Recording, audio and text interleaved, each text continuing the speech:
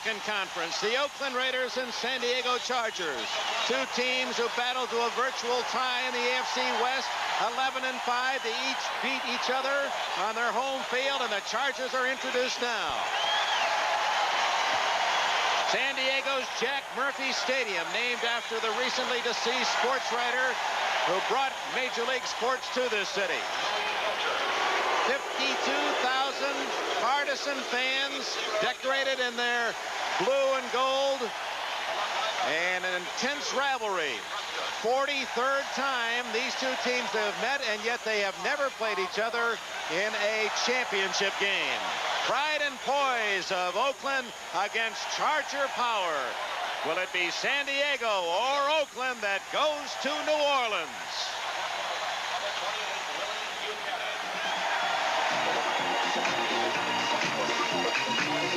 NBC Sports presents the best of the National Football League, the American Football Conference Championship game.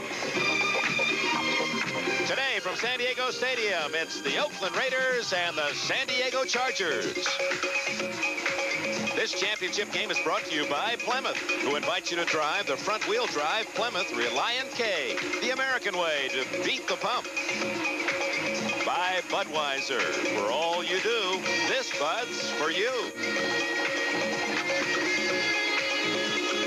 By Ryder Truck Rental, the best truck money can rent.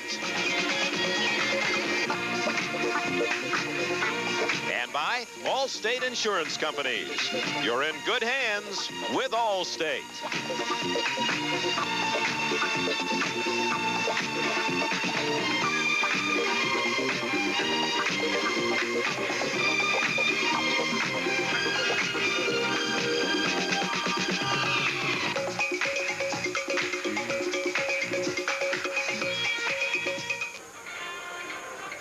I'm Dick Enberg, and welcome to the third meeting between these two teams. Oakland and San Diego battled in big offensive shows during the regular season. The loser in both those games scored 24 points. We expect much the same today. We'll be talking more about the offense with former quarterbacks Len Dawson and John Brody later. But when you get to championship play, usually the emphasis is on defense, and the teams that win play great defensive ball. We have our expert, too, Merlin Olson. You played on that side of the line of scrimmage. How about these two clubs on defense? Well, Dick, no question that the Oakland Raiders are here because of the great play on defense, especially the second half of the year. Their big concern in this game, coping with a complicated San Diego offense and Dan Fouts. They have to make him uncomfortable, put the pressure on him in that pocket if they're going to be successful today. Well, they got a couple of men with H's on their back, Hayes and Hendricks, that'll make him uncomfortable. For San Diego to stop Oakland, what do you see defensively there? You've got to treat Oakland a little bit differently. They have a fine running game, better balance offensively. I think shut them off on the running game and not allow Plunkett to have that extra time that he needs for the deep pass patterns which he favors. So that's a look at the defense. For the offense, let's go to two men with 36 years combined of pro football experience, Len Dawson and John Brody.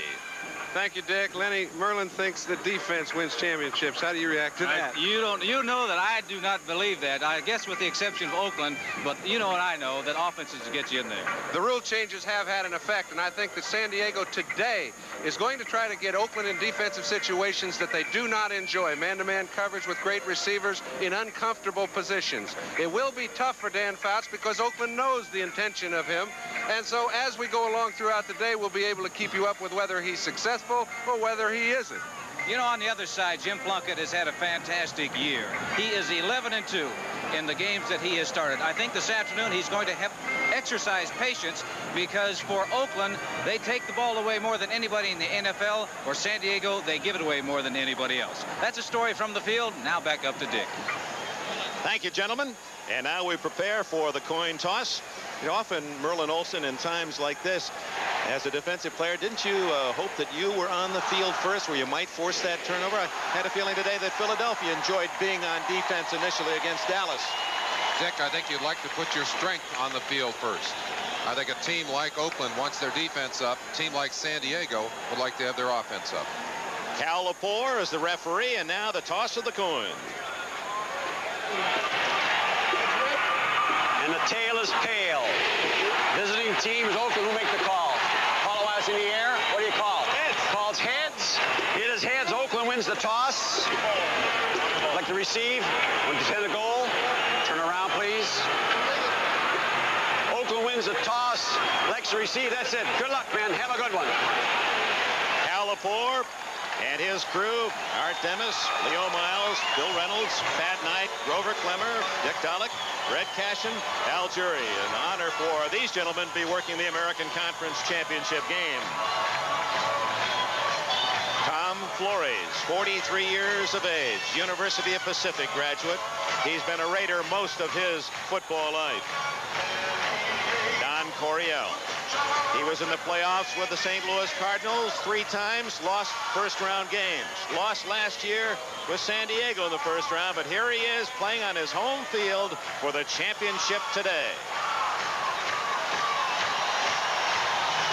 Rolf Penershka, much publicized athlete, lucky to be in those football cleats today after a near fatal battle with an intestinal disease last year. And he'll kick it off to the black and silver of Oakland. Dick, in a game like this, emotion pumping, both sides of the line of scrimmage, you'd like to get in and get your feet wet a little bit. I don't think we're going to see either team explode. I think they've got to be a little tight right here at the beginning of the game. They need to get a hit or two to kind of settle down. Arthur Whittington, number 22, and Keith Moody, number 26, will return for Oakland. You'll see Penershka as he kicks the ball head immediately to the sidelines to protect himself against the surgery that followed that intestinal disease. Ready to go, and they're on their feet in San Diego.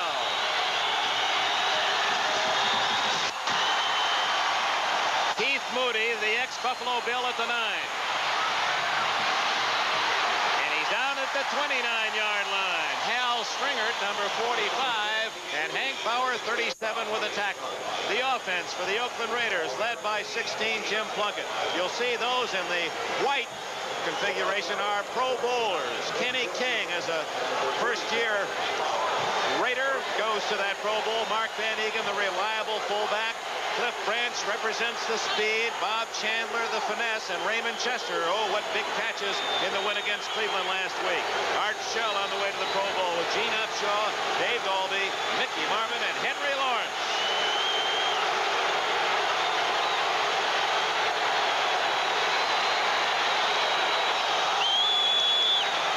Van Egan. For 4 yards, Leroy Jones made the tackle. Defensively for the San Diego Chargers, a front four that has enjoyed considerable superlatives written about them this year. Leroy Jones, and then the other 3 all going to the Pro Bowl. Big Louis Kelcher, Gary Big Hands Johnson, the speed Fred Dean, linebackers Preston Horn and Lowe. Some doubt about their talent in covering the pass. Buchanan and Williams at the corners. Glenn Edwards and Mike Fuller at safety. 2nd and 6. Kenny King. Ray Preston after a short gain. And Louis Kelcher. And they love Louis.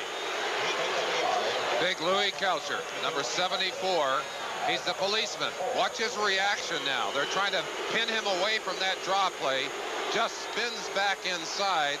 That's good recognition and excellent reaction to the play, to the draw. They're trying to open it up, give the quarterback a little more room with that play, Dick. And now Plunkett faces a possible pass situation at the 35. Incomplete. Complete to Raymond Chester. He could go all the way. 30, 20. Chester has a touchdown.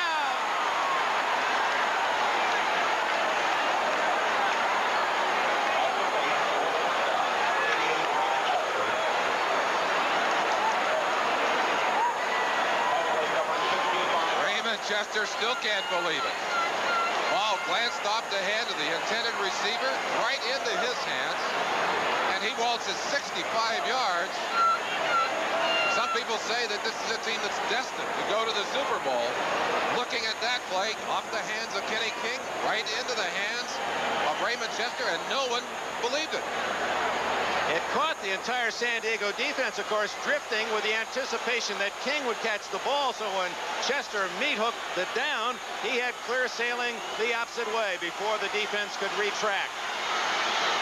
Chris Barr out of Chandler's hold for the extra point. It's good. Sometimes you're good, and sometimes you're good and lucky. And the Raiders, in a matter of a minute and a half, have 7 points on a deflection. From my football experience, I know that very often when you get a big play like this right off the bat and you tend to relax a little bit, sometimes it can do almost as much damage to a team as it does good. It puts them on the scoreboard. It gives them the 7 points. But you'd hope that it hasn't deflated all of that emotion that Oakland brought into this game. So the Oakland Raiders on a deflection from King to Casper, a play that would not have been legal a couple of years ago, but of course that rule been changed, have the early 7-0 lead, and now it's Barr to kick it off to San Diego.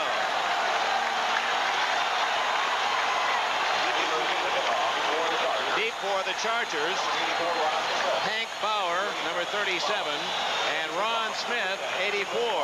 Took a minute and 35 seconds and 3 plays for Oakland to get on the board. Older brother of Pittsburgh's Matt Barr.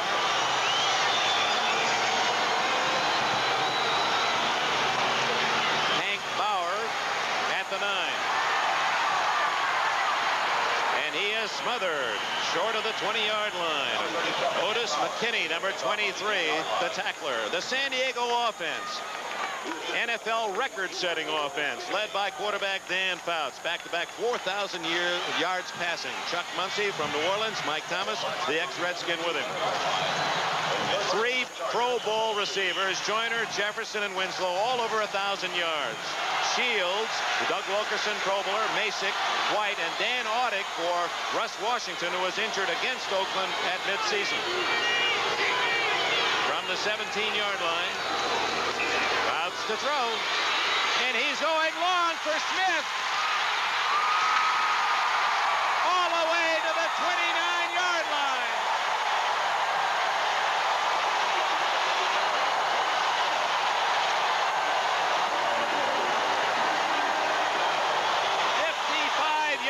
To the man who caught the winning touchdown against Buffalo last week. Dan Fouts is not wasting any time. He's going for it right off the bat. A perfect toss. Interesting that, again, he got isolation one-on-one. Fouts will pick on you. You can't put that kind of speed one-on-one. Give him time to throw the football. He'll eat you alive. Trailing 7-0. First down at the 29. Dropped for a loss at the 31-yard line. Let's talk about Chuck Muncie for a moment, Merlin Olson.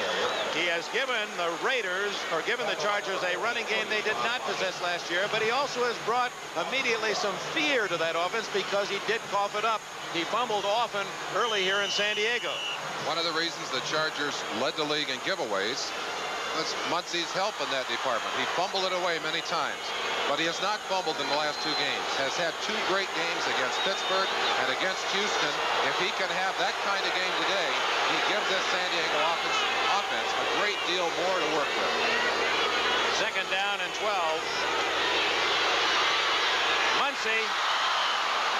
Incomplete, and it'll be 3rd and long. The defense for the Oakland Raiders, and as Merlin told you, a vastly improved unit from midseason on. The twos, Matuzak, the speed in Kinlaw, and Dave Browning light for a defensive lineman, but very quick. Ted Hendricks has had a banner year with the rookie Matt Millen out of Penn State, Bob Nelson back from an injury, and Rod Martin. And then there is a story in itself in Lester Hayes. A great year for him, the interception leader in the NFL. Osteen, the young corner, with Owens, the former Jet, and Mike Davis, the hero last week in Cleveland at safety. Jefferson, first down at the 14.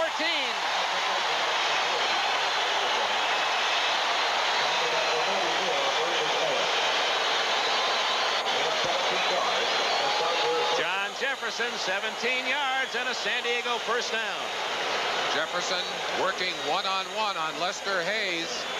Gets across inside, and Burgess Owens, number 44, has to come up in that safety position to shut it off. Jefferson, The yardage leader in the NFL this year. First down inside the 15. A lot of time, and he throws it away. Jefferson came back to meet the ball, but at that point, Fouts had to unload. Dick, we talked about how well this Oakland team has played defensively during the second half of the year. It's absolutely amazing. It's like drawing a line in their season. The first 7 games of the year, they were having problems. There you see the point totals. First 7 games, they gave up a lot of points, an average of 25 per game. The last 9 games, 14.2. That's tremendous defense. Second and 10. 5 defensive backs for the Raiders. Otis McKinney in the lineup. Winslow is split left. Jefferson and Joyner to the right. Intercepted. And you know who.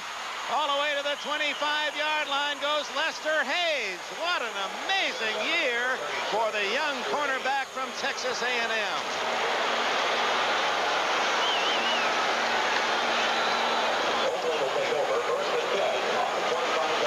Lester Hayes able to anticipate, able to get a great jump on that ball. The receiver had fallen down on the play and just put himself beautifully in line for that one. And look at those numbers for 1 year. Now 5 interceptions in the playoffs, 22 turnovers for Hayes alone. And the Lester Hayes story in 1980-81 continues. Dan Fouts would like to have a string on that one, be able to pull it back. One thing you have to say about Fouts, he can throw 5 interceptions in the game, still come back at you. You see the slip right there by Jefferson. Fouts may have indeed been trying to hang on to that football. It was not a good pass, and it was a costly mistake on the part of the San Diego offense. 7-0 Oakland. 3.5 minutes into the game. Van Egan, short yardage. Fred Dean got him first. Louis Kelcher with an assist. Oakland, like San Diego, improving its running game this year. And Kenny King, of course, the answer to that improved statistic. Dick, I have to believe that Oakland will be running at the right side of San Diego's defensive line. They want to keep Big Hands Johnson and Fred Dean pinned down with the running game to limit their pass rushing capability. This is King. Well done by Ray Preston and Willie Buchanan. Preston from Syracuse University. It'll be 3rd and 5.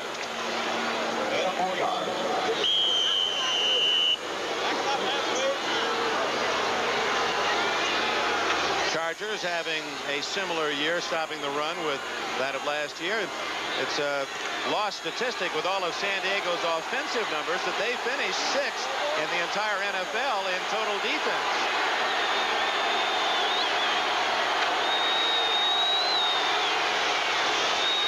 Third and 5. Plunkett. Incomplete to King. They ruled that Plunkett was in the grasp and in the control of the tackler. The play is dead back at the 20-yard line. So record a sack for San Diego. The Oakland Raiders run deep pass patterns. Plunkett needs extra time, and he is not going to get it there. The blitz is on. They trap him. He almost pulls away. And Dick, it was really Plunkett's running ability and scrambling ability that hurt San Diego so much in that game he started up in Oakland. And he does unload a terrific pass there. It was right on the money to King. Raymond Guy, a weapon in his own right. He hits up beauty. Mike Fuller all the way back to the 21-yard line. There's also a flag down. Fuller to the 34. Let's check the penalty. It's downfield. 59-yard kick by Guy. The San Diego Chargers came after Guy. They feel that they have to try and disrupt his timing to keep him from making that kind of kicks. Let's see if it bothers him the next time he kicks. Didn't seem to bother him on that one. Not that time, but he's going to get an immediate chance to kick over again, I believe, because there was an ineligible man downfield on the punt. And San Diego says, kick it over.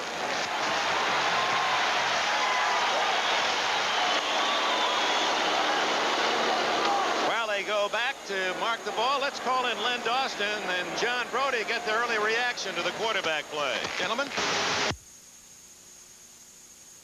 Diego was able to do exactly what they wanted to do in the first play of the ball game, only because they were able to isolate Smith on Davis out playing the corner. If they can do that, they'll be effective. But late in the drive, they were unable to get him man-to-man. He threw into his zone. He'd like to have had the ball back, but Jefferson fell down. You know, I'll tell you, John, Oakland is really lucky because they were going underneath. Kicking team, still 4th down. Actually, Plunkett was going for Kenny King, throwing underneath the linebackers. They got a big break there, but you can see right now Oakland is trying to run with the football, try to establish that running game to take some of the pressure off of Plunkett. Thank you, Lenny Dawson. John Brody with us here in San Diego today, and of course will join us in the Superdome for the Super Bowl in 2 weeks.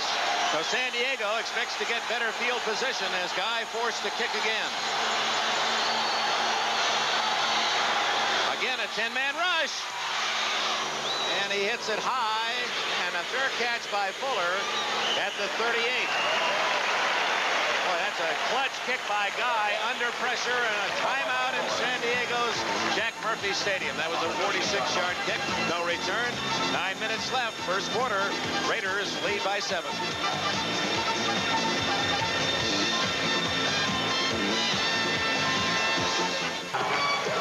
Dick Enberg with Merlin Olson. We're happy you're with us today, and congratulations to Dick Vermeil's Philadelphia Eagles on their big win today against Dallas. They're fighting a legend when they go up against Tom Landry and the Dallas Cowboys. They did a super job of taking care of the Cowboys and earning their right to go to New Orleans. That's right. Well said. Super indeed for the Eagles as they celebrate in Philadelphia. Here at 7-0 Oakland, and Chuck Muncie out to the 39-yard line. 9 minutes and 8 seconds left in the first quarter. In case you joined us late, the Raiders with a freak touchdown. A pass, short pass to Kenny King that went through King's fingertips, deflected downfield to his teammate, Raymond Chester, who rambled 65 yards for a touchdown on the 3rd play of the game. Fouts drove the Chargers back to the Oakland 15, only to be intercepted by Lester Hayes. Winslow in motion. Charlie Joyner, first down, 48 of Oakland.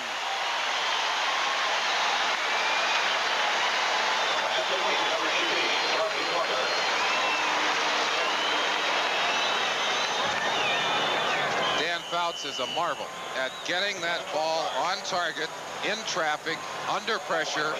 That ball perfectly thrown, and Joyner, of course, arriving at the precise spot that he is supposed to be in, too. Ted Hendricks, who's had a banner season, and he almost got to Fouts. He's been the pressure man. He's been the trigger man for that defense. Live action, it's Fouts scrambling and going long for Joyner. Touchdown! Touchdown! Oh, my!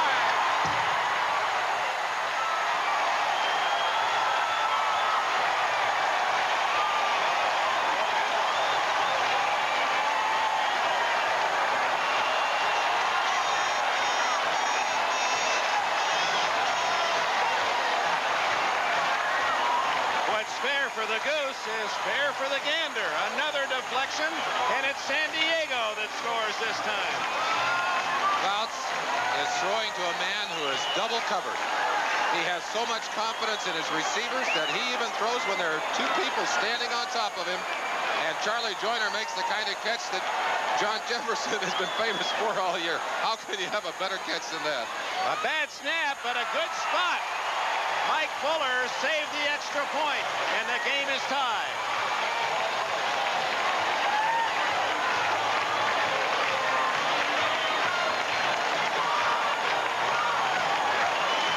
Veteran Charlie Joyner ties it on this catch, fighting off 2 Raiders. Burgess Owen, number 44, one of the men who had picked up Joyner in the secondary. You see the pass right there, just over the outstretched fingertips of Dwayne Osteen.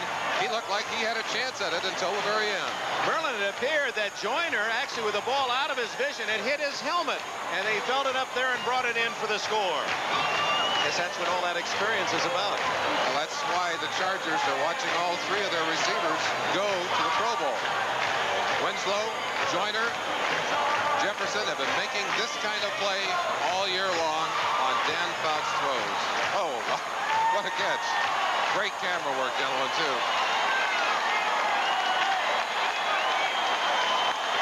Well, of course, these teams have migrated out of the old American Football League into the newly formed NFL. This is not unlike the start that fans cheered and really were amazed at times, those high-scoring treats of the old AFL days. 7-7 halfway through the first quarter. Arthur Whittington down at the 24-yard line. Cliff Thrift, 59 with a hit. I'd like to throw a question over to Lenny and John while we got a second here. I can remember championship games in the past until the last few years starting out very slow and building. These guys are coming out just shooting them.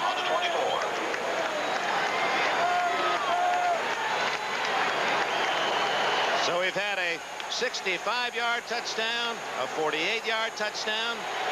Hank Bauer in the midst of the flurry. First down, Oakland.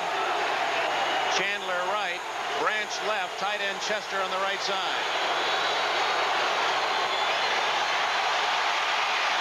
Going long for Branch. Incomplete at the 39-yard line. Mike Williams and Glenn Edwards on the coverage.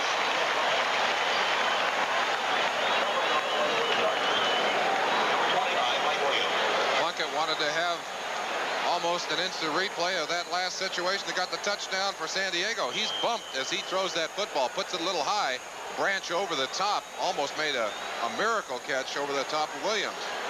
Branch, who had 7 touchdowns in the course of this year, still one of the fastest receivers in all of football.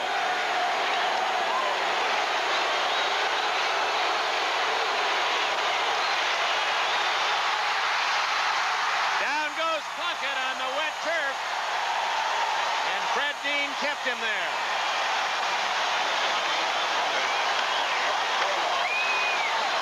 It rained last night, and until noon today, even though the field was covered, it appears there will be some slippery spots. There are a few places on the field, Dick, when they were removing the tarps, the water would collect in spots, and Plunkett had the misfortune of hitting on one of those spots. This is a clay field, and it is not very heavy in grass. In other words, that's mostly paint you see down there, that green. There are spots that are extremely slick. Plunkett got on one of those spots. 3rd and 10. 3rd and 20, rather.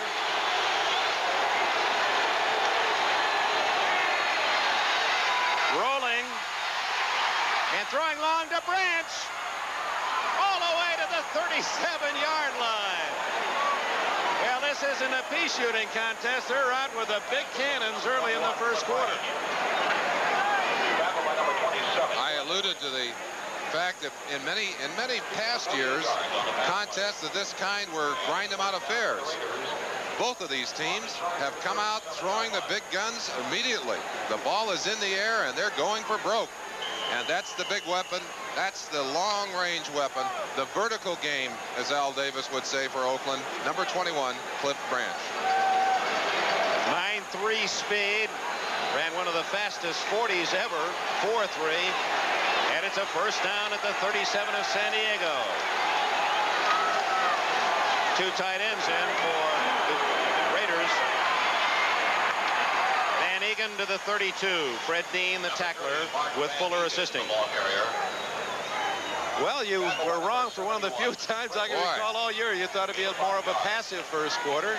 I thought they would test each other a little bit before they opened the gates. Of course, perhaps that big play, that almost a freaky kind of play, but bouncing off the hands and into Chester's hands, that might have changed the philosophy early. Look at the stickum on Lester Hayes. He said he had gloves on last week. He puts that stickum on to control the ball. He said, my stickum froze up. I had to knock it off my gloves. 2nd and 6.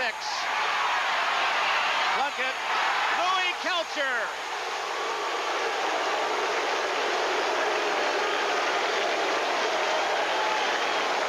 Obviously, that's not boo, but Lou that the San Diego fans are chanting. Saved a long gain. It appeared Plunkett had easy first down yardage. Instead, he gained only a couple. Actually, it's a sack. Actually, he lost a little less than a yard, so that's ruled a sack. Louis must have trouble with his shoulder pads. He's come off the field, and they're pulling up his jersey. Maybe he popped a string. There's a shoestring in the front of those pads. He may have broken it. 3rd and 6.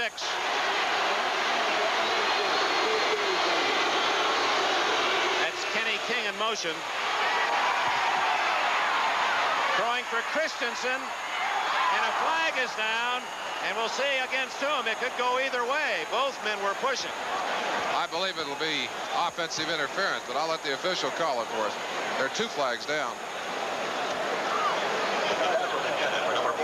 We'll get a chance to look at it before we see this. They go, no, it's against San Diego. Against the defense. Let's see what happened on the play.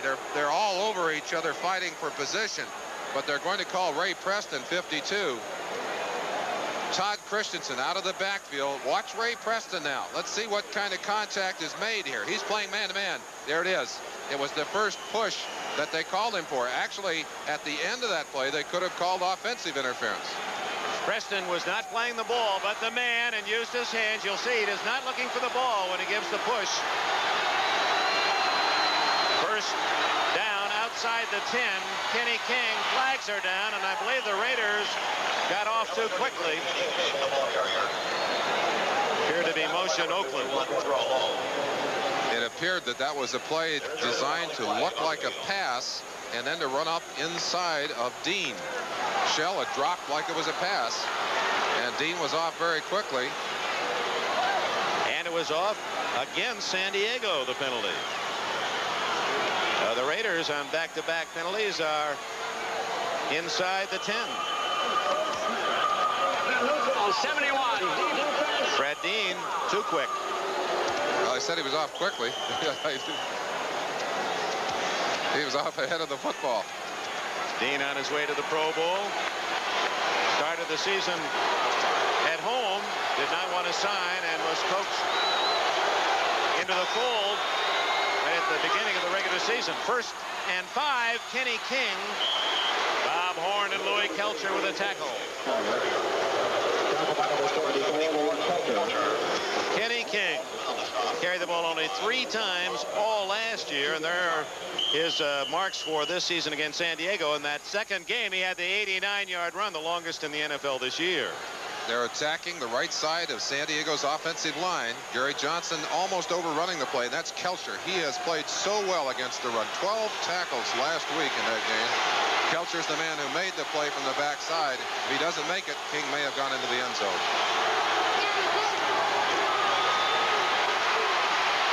Plunkett's going to run it in. Touchdown.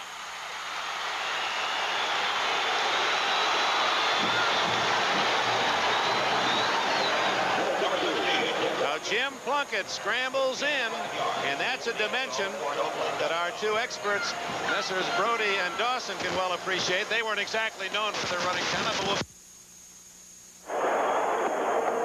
Talked about Plunkett's ability to scramble. He is not a particularly fast runner, but he's willing to run. He's averaged 5 yards a run during the season.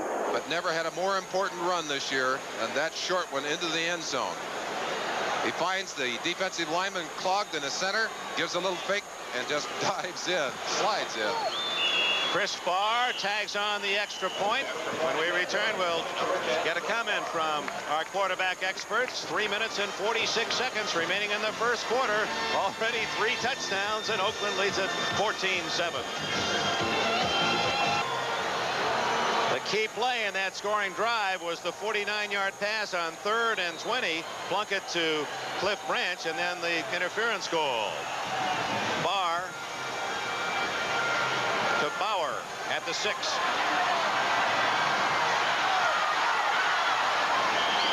And he gets it to the 20-yard line before Derek Ramsey can corral him.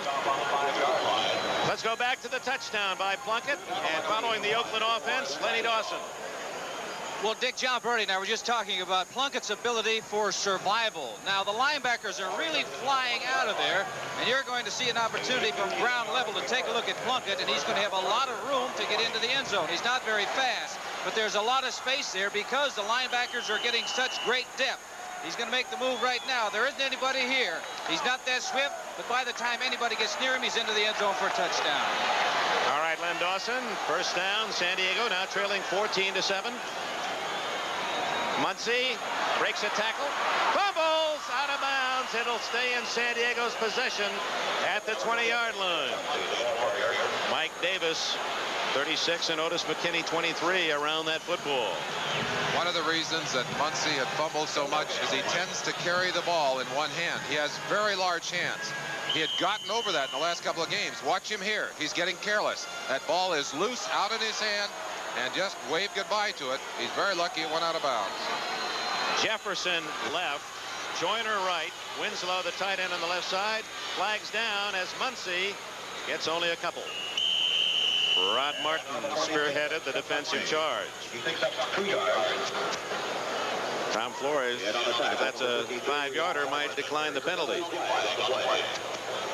It is against San Diego.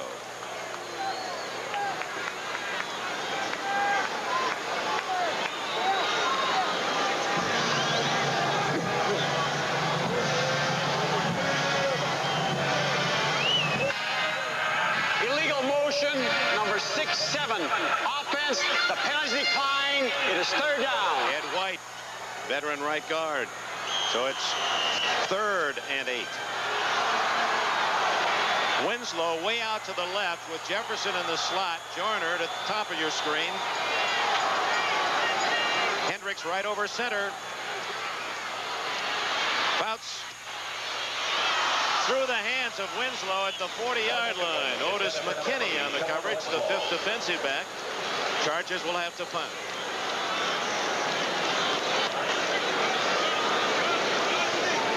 Rick Partridge, who averaged 39 yards a kick on the season from Utah. Played for the New Orleans Saints last year. We have not seen McCrary in the game, the second tight end. As we said, that changes what Winslow's role is in the San Diego offense. That's the first chance we've had to see him, and the pass was thrown badly. Ira Matthews waiting at the Oakland 38.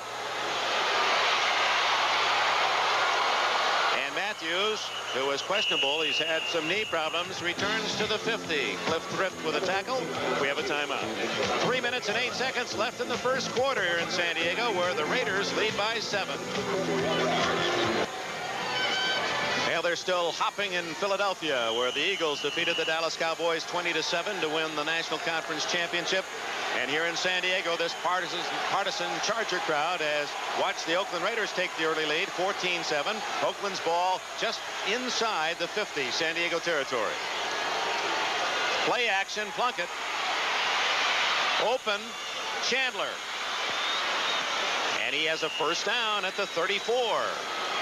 Bob Chandler, the veteran required from Buffalo, his first catch today, 15 yards.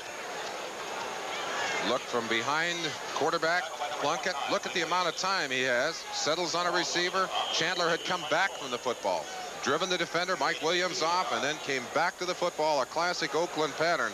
How many times did we see Fred Biletnikoff down the field, back to the football? Absolutely. Chandler, with those 49 catches and 10 touchdowns, led the Raiders in both departments. King, a gain of almost 3. Ray Buckwheat Preston made the tackle. Say it's the biggest day of sports in 1981, Super Bowl Sunday. Just 2 weeks away, and it'll be right here on NBC. We invite you to join Sports World, 1 o'clock Eastern Time, a look back on the fantastic 1980 NFL year. Then at 2 o'clock, college basketball. We'll be joining our partners Packer and McGuire as Ohio State meets Virginia. Actually, I'm not going to be there. How can I? I'll be in New Orleans. That'll be 2 weeks from today. Ohio State and Virginia. Brian Gumbo will host a spectacular pregame extravaganza of all time, and then it's the winner of this game against Philadelphia. Wide open is Chester, and a first down at the 21-yard line of San Diego. Mike Williams with a tackle, a 10-yard play. Gene Upshaw protecting his quarterback, Jim Plunkett. And Upshaw in his 10th title game, tying the all-time record.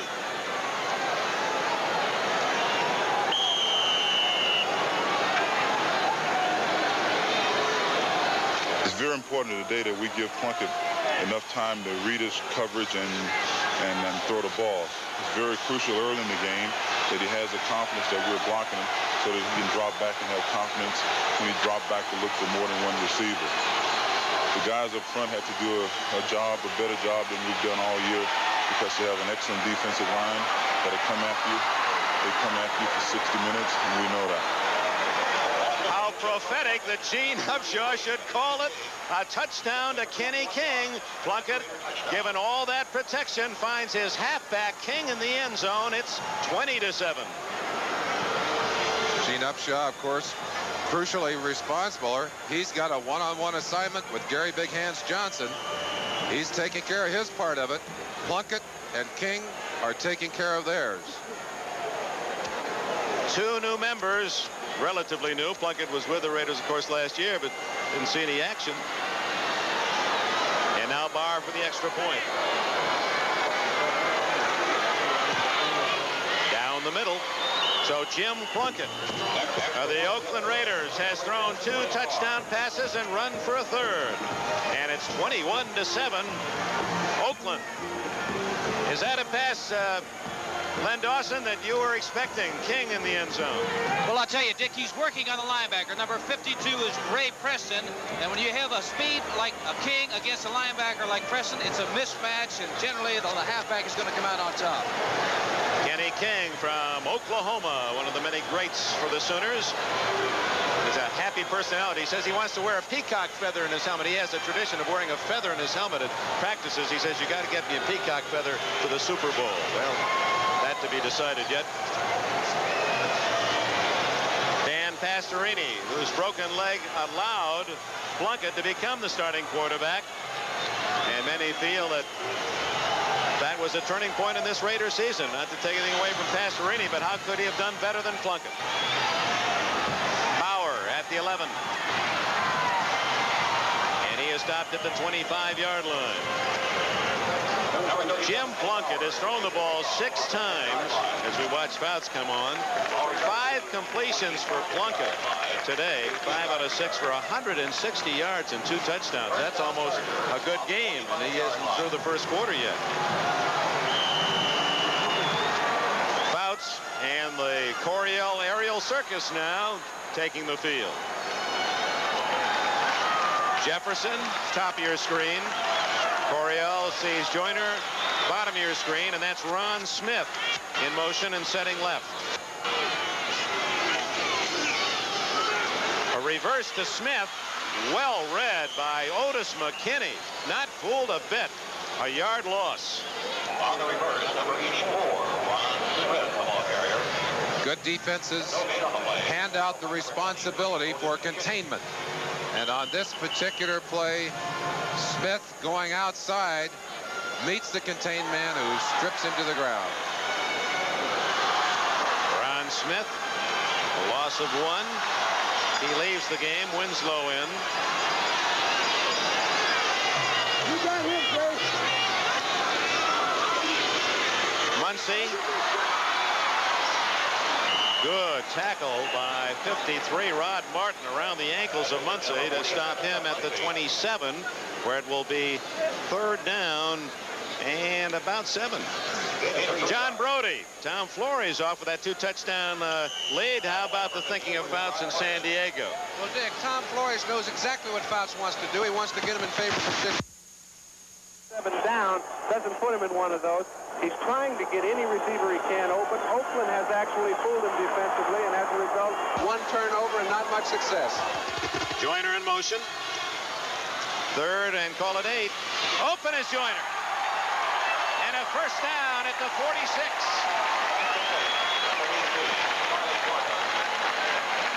20 more yards for the veteran Joyner out of Grambling. He had the touchdown earlier.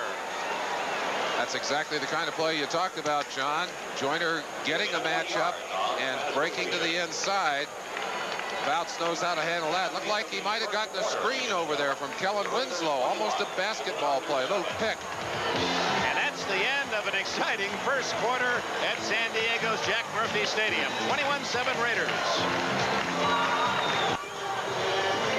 The San Diego defense allowing 21 points in that first quarter. It's 21-7. The visiting Raiders over the Chargers. Dick Enberg, Merlin Olson, Len Dawson, John Brody on hand here in San Diego. First down Chargers will open the second quarter at their 47. Mike Thomas's first carry to midfield. Solid hit from Rod Martin. How about Ted Hendricks, 83? Let's follow him. Ted Hendricks is freelancing. They've given him the freedom to come from almost anywhere on the line of scrimmage. He goes all the way across to the right side. These are plays that we gathered for you in the first quarter. Show you some of the diversity, some of the different ways in which Ted Hendricks is utilizing his talent to disrupt Dan Fouts' plan, to disrupt blocking assignments. Quick reaction here. This is the play that we saw the screen or the little reverse on, and you see how quickly he reacted back to that play. Flags down as Fouts is going. Intercepted by McKinney at the 20.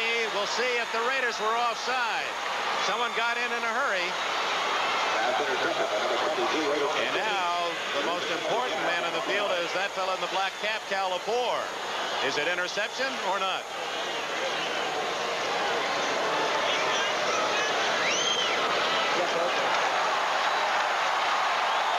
San Diego retains possession. McKinney's interception is nullified. A tremendous play by McKinney. Kellen Winslow in motion. They put McKinney on him down the sideline. Little delay move and then a sprint for the ball. But that's just excellent defensive play. Picked the ball out, went up at the right moment and took it away from Kellen Winslow. That is a tremendous athletic effort by McKinney from Colorado, acquired from the New York Giants for a future draft this year.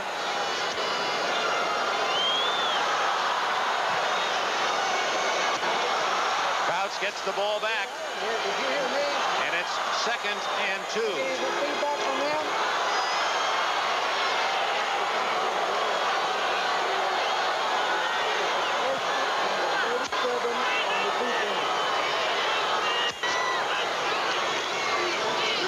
Flanker screen. Oh, Winslow's going to throw the ball. Wide open is Jefferson.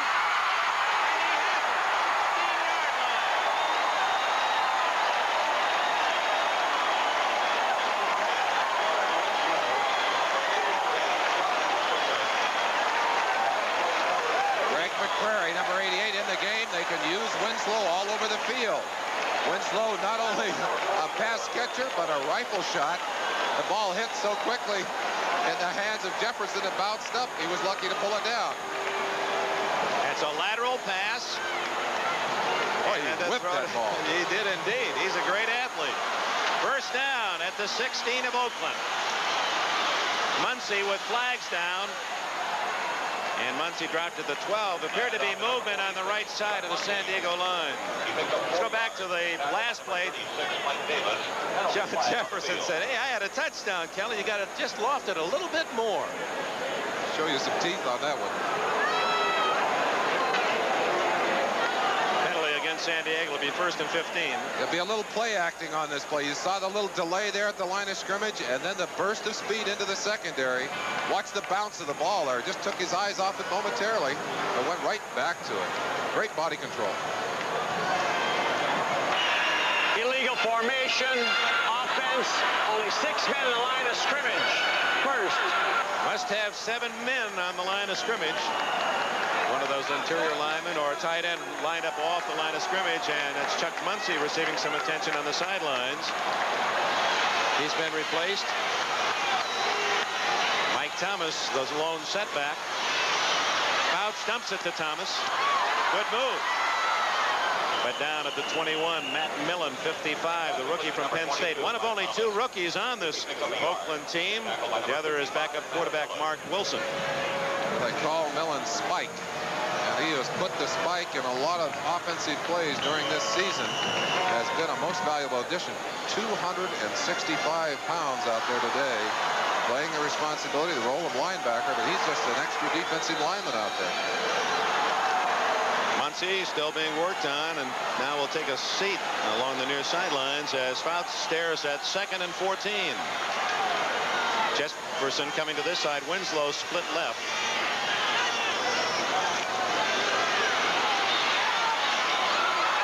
Intercepted by Owens. Burgess Owens has blockers, and Thomas hits him at the 27-yard line. Tough break for the Chargers. It went right through someone's hands. He's tackled by number 22. John Brody, why don't you take this replay? Well, Dan Fouts gets the defense he's looking for. He finds a way to get Jefferson in the middle, one-on-one. They're using 5 backs back there, but he still found some openings. He's made a couple crucial mistakes. They both resulted in turnovers. As a result, this baby has the problems of a possible blowout. Now there's a timeout. 12.5 minutes remaining in the first half. The Raiders have the lead and the ball. Here's that interception. Both interceptions deep in Oakland territory. John, should the quarterback have to take the responsibility of an interception on that one? Well, let's see. Here's John Jefferson again.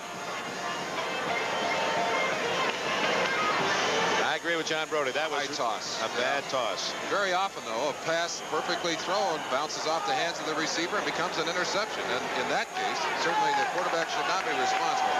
But John was right. That one was high. The ex-Jet, Burgess Owens, with the interception. Plunkett has the ball at his 25.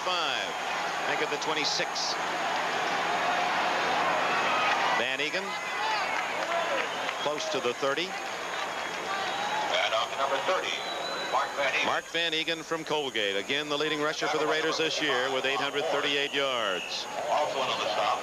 The all-time Oakland record holder for single season. And well over the 5,000-yard mark in his career.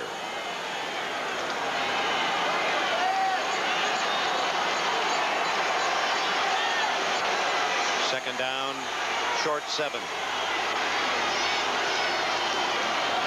Kenny King. 32-yard line as Louis Kelcher, who has not only contributed defensively but also to the local cancer society. He's raised some $75,000 in the bike-a-thon program the cancer people promote here in San Diego. In fact, they had to build him a special bike. The first one he got on, he just crushed both tires. They had to build him an extra large one. Big Lou responding well. And pursuit is the name of the game defensively, getting as many people to the point of attack as you possibly can. The Chargers have done that, but they have not played as well defensively in this game as they have throughout this season. Third down 4.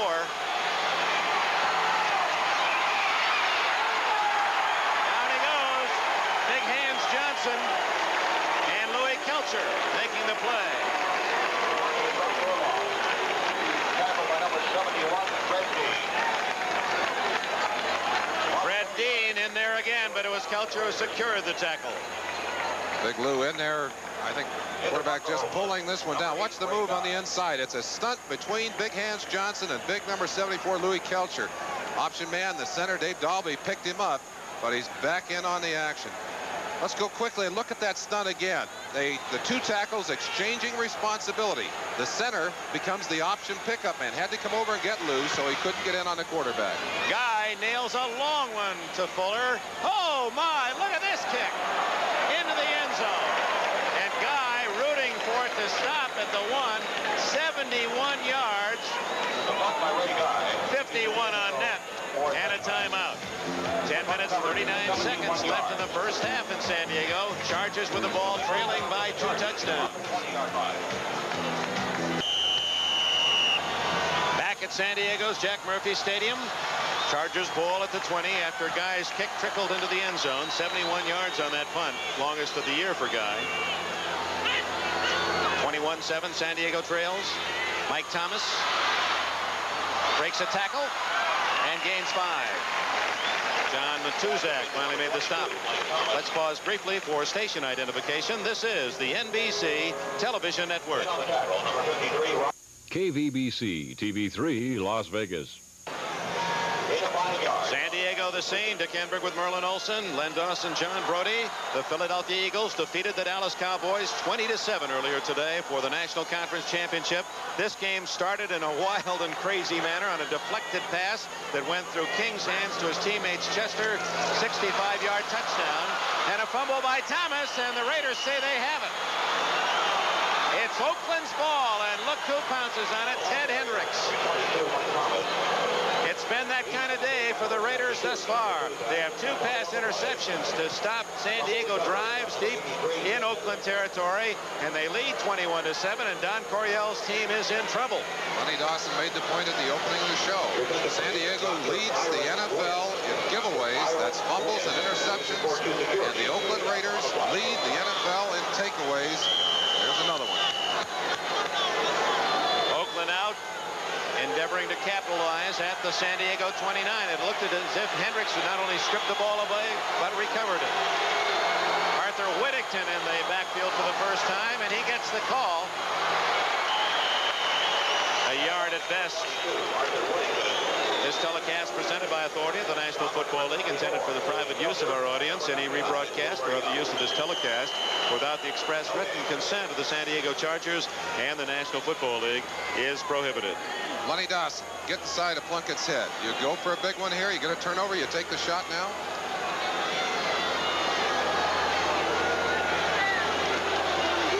Wants to think about it. I look for Plunkett to go for it on first down, Merlin, not second down. Not second down. Now he has to throw. Good protection. Flags are down. Plunkett to the 19. That would be very close to a first down, but I believe we have a hold against the Raiders. 19-yard line after a 10-yard gain. Penalty flag on the play.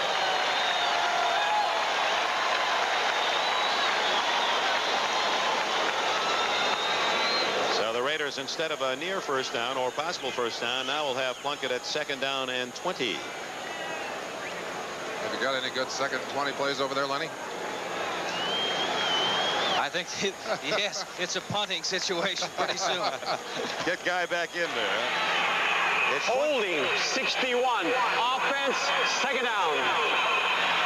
Sorry, the number is 65. 6'5". Nicky Marvin, the right guard, former world wrist wrestling finalist, married one of the Raiderette cheerleaders this past year.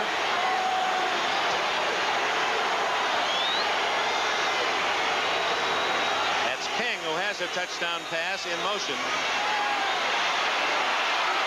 It's like a screen. King, incomplete. Mike Williams on the coverage.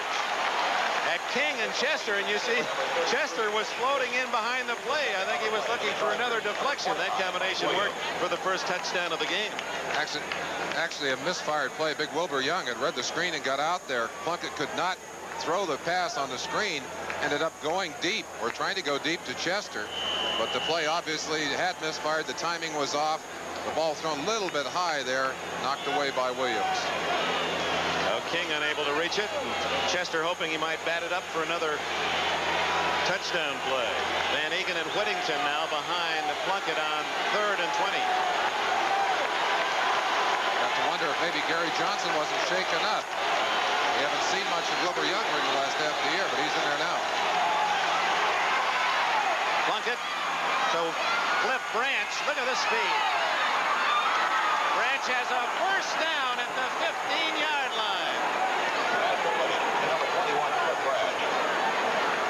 Well, yesterday Al Davis was watching Branch, who refused to come off the field. Branch wanted more and more and more practice, wanted to work on another route, and they finally had to chase him off the stadium floor. You have a great receiver with speed. You can turn a short pass into a very big play. That's Branch's individual athletic skill that gets the first down. It's about a 6-yard pattern, and from there on, Branch just uses his great speed and his vision to get that first down. 23 yards on the reception. Van Egan carries to the 11-yard line. 2nd down and 6. Branch playing in his 6th AFC championship game. He missed only in '73. And in 1974, He set an AFC record with 9 catches, 74, a game that everyone in Pittsburgh will remember. That was the year that Oakland thought they had to win, and then the immaculate reception, Franco Harris won it for the Steelers. On 2nd and 5, Van Egan drilled after a 2-yard gain. Fred Dean knifing in along with Woodrow Lowe and Gary Johnson. Fuller was there as well, and Kelcher too. And on the tackle, number 71, Fred Dean. And number 74, Louis Kelcher. We're at the midpoint of the 2nd quarter here in San Diego. The Raiders in command 21-7 and trying to add to the lead after the fumble recovery. It's 3rd. And call it a short 3. Tremendous pressure on San Diego's defense here. They look up at that scoreboard. They can't afford to give up another 7-pointer. Chandler to the right, Branch in the slot, Derek Jensen in the game with Arthur Whittington. Whittington, that'll be 1st and goal at the 3-yard line. That's complete to number 22, Arthur Whittington. Tackled by number 42, Mike Fuller. Oh, Plunkett had his wide men clear out deep in the end zone and threw underneath to his running back. Interesting how your play selection often can vary according to the score on the scoreboard. When you've got a good lead, you can afford to take some chances. The safe call there, the running play. Plunkett fouls up the defense, goes to the air, gets good execution from his offensive line, has time to scan, find the open man, and then deliver the ball on target.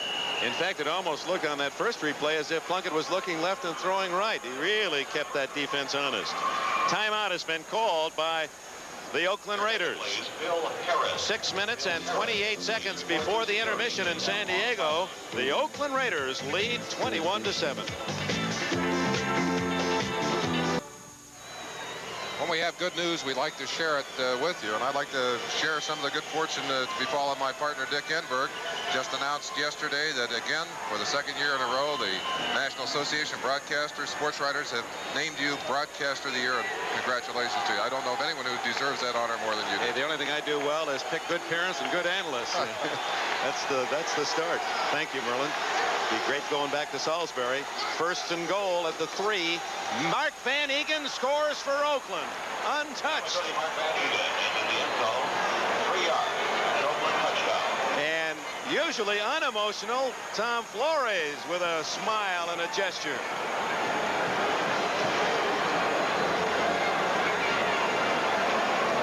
Get a chance to put your helmets on at home. Here comes one right into the living room. Mark Van Egan. Tremendous hole, gaping hole in that offensive line. They just ripped San Diego to shreds on that one, and Van Egan untouched literally as he went into the end zone. Barr's try for point is there, and the Raiders have jumped in front 28-7. I'd like to also acknowledge the fact that it'll be special, that honor of Sportscaster of the Year, to share it with Al Michaels of ABC, a longtime friend, and his outstanding work during the course of the year, and especially from our colleagues, our sportscasters, sports writers. It is a very special honor. Tom Flores, a rather placid man on this sideline, but he does have things churning inside of him. I'm not really a demonstrative person. I get my emotions. My insides are jumping up and down, but on the outside, I appear to be calm. But most of the time, I'm the thinker. I'm thinking one play ahead and what has to be done, what was done, and I just don't show my emotions like some people, jumping up and down, yelling and screaming. But there are times where you'll see me emotional. When we won in Cleveland, I was leaping up and down the air. They just didn't catch it on the camera. Well, we'll be watching it today, Thomas. 28-7 as Barr line drives this one to Bauer. The 10 into that slippery spot, and Oakland has San Diego pinned deep in its own end. Good coverage by Jeff Barnes, the linebacker from California. San Diego Chargers have started their drives in bad field position throughout this day, Dick. Starting on their own 17, then a good position on the 38. They did something with those early possessions. Then on the 20, the 25, the 20, and now deep in there. Flag is down, and apparently Oakland was offside on the kickoff, so San Diego will get a second chance. Dick, one of the things we do know about this San Diego team is that there is not a team in football with more offensive explosiveness than the San Diego Chargers quarterback Dan Fouts. They've looked at a lot of long scores during the season and have come back aggressively in the game. And I'm sure right now Fouts is saying, okay, one at a time. Let's get in there and get one right now. 28-7 the score. How about that, Len? You're following the Chargers and Dan Fouts. I guess you really expect him to pass whether he's ahead by 3 touchdowns or behind by 3.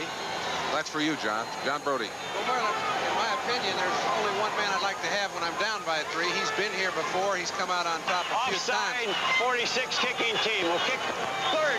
But he's got a much more difficult task right now, Merlin, because he's playing against 5 defensive backs. Oakland is dictating what they'd like to do. They're coming at will, and he's got to bring them back before half, get 7 points on the board. He can pick up 14. 21's a long way to go. And you look at those turnovers, 3 of them, and 3 touchdowns, the difference in the game. Bauer, the 20, 30, fumbles out of bounds to San Diego. They'll retain possession at the 35-yard line as Jeff Barnes popped the ball free, but fortunately for the Chargers, it kicked out of bounds. Here's Barnes. Jeff Barnes, number 56, one of the good special teamers, fighting down the sideline, gets off the block there. Good speed, just leveled Bauer. Kicked that ball loose, but it's out of bounds. Ball's been on the ground a lot today, San Diego. 6:05 left in the half. Joyner left, Jefferson right, Winslow in motion. Well covered. And Lester Hayes had his eyes on another interception. He had blanketed Jefferson. And what a remarkable athlete to have to draw the assignment man for man against John Jefferson. I talked to Lester Hayes yesterday about how he was going to play Johnson, or how he was going to play Jefferson. He said, I want to pin his left arm. I want to pin his left arm, stay right tight on him so he can't get that left arm up to control the football. He's playing it there beautifully, although he is playing the ball and the quarterback there, not the man. 2nd and 10 for Fouts.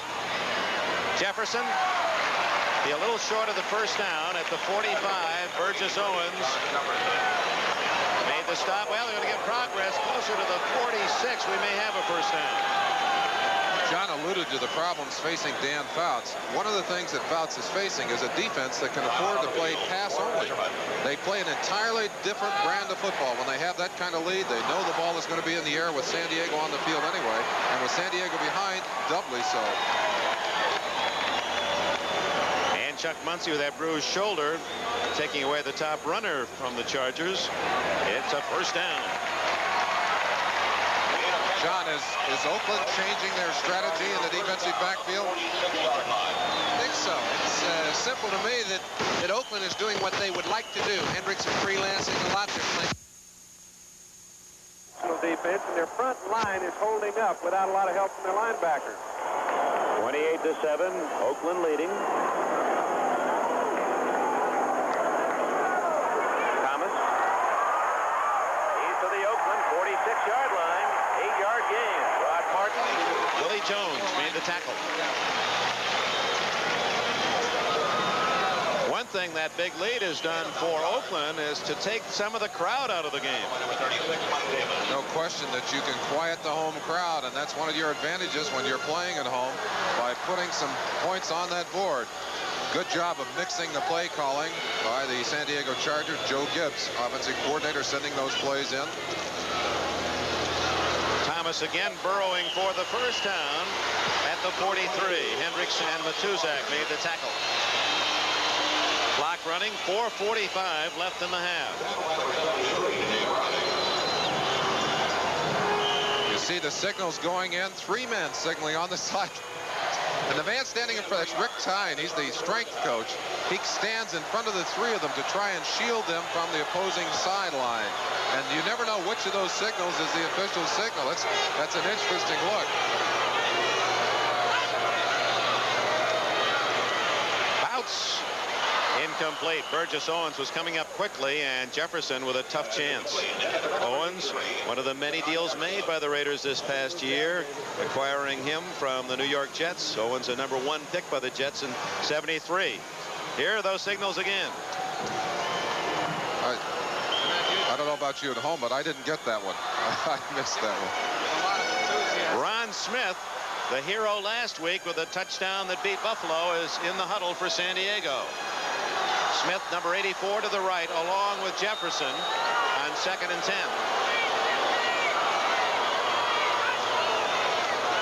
Thomas. Out of bounds at the 33. That's close to a first down. Mike Thomas from the University of Nevada, Las Vegas, one of the top runners in Washington Redskin history. John Brody, is it difficult for a quarterback to be patient under these circumstances? You want to get a score on the board quickly. Merlin, it is, but he doesn't have to worry about quickly. He's got 4:09 left in the second quarter.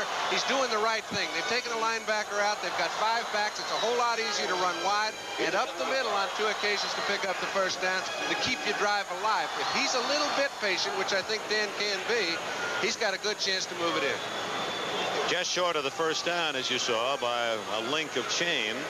Fouts, let's just check his mark here in the first half. He's thrown 16 times, 9 complete, 171 yards, 2 intercept. Plunkett, 7 for 9, 188 yards. Even though he's thrown 7 less passes, he has more yardage than Fouts and 2 touchdown passes.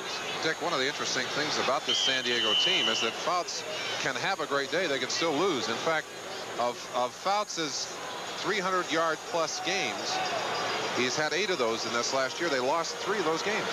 3 games when he threw for over 300 yards, and they were still out of the ball game. That's amazing. Most one of those against Oakland, by the way. Take 300 yards anytime. 4 minutes left in the half. Fouts looked as if he got the necessary yardage.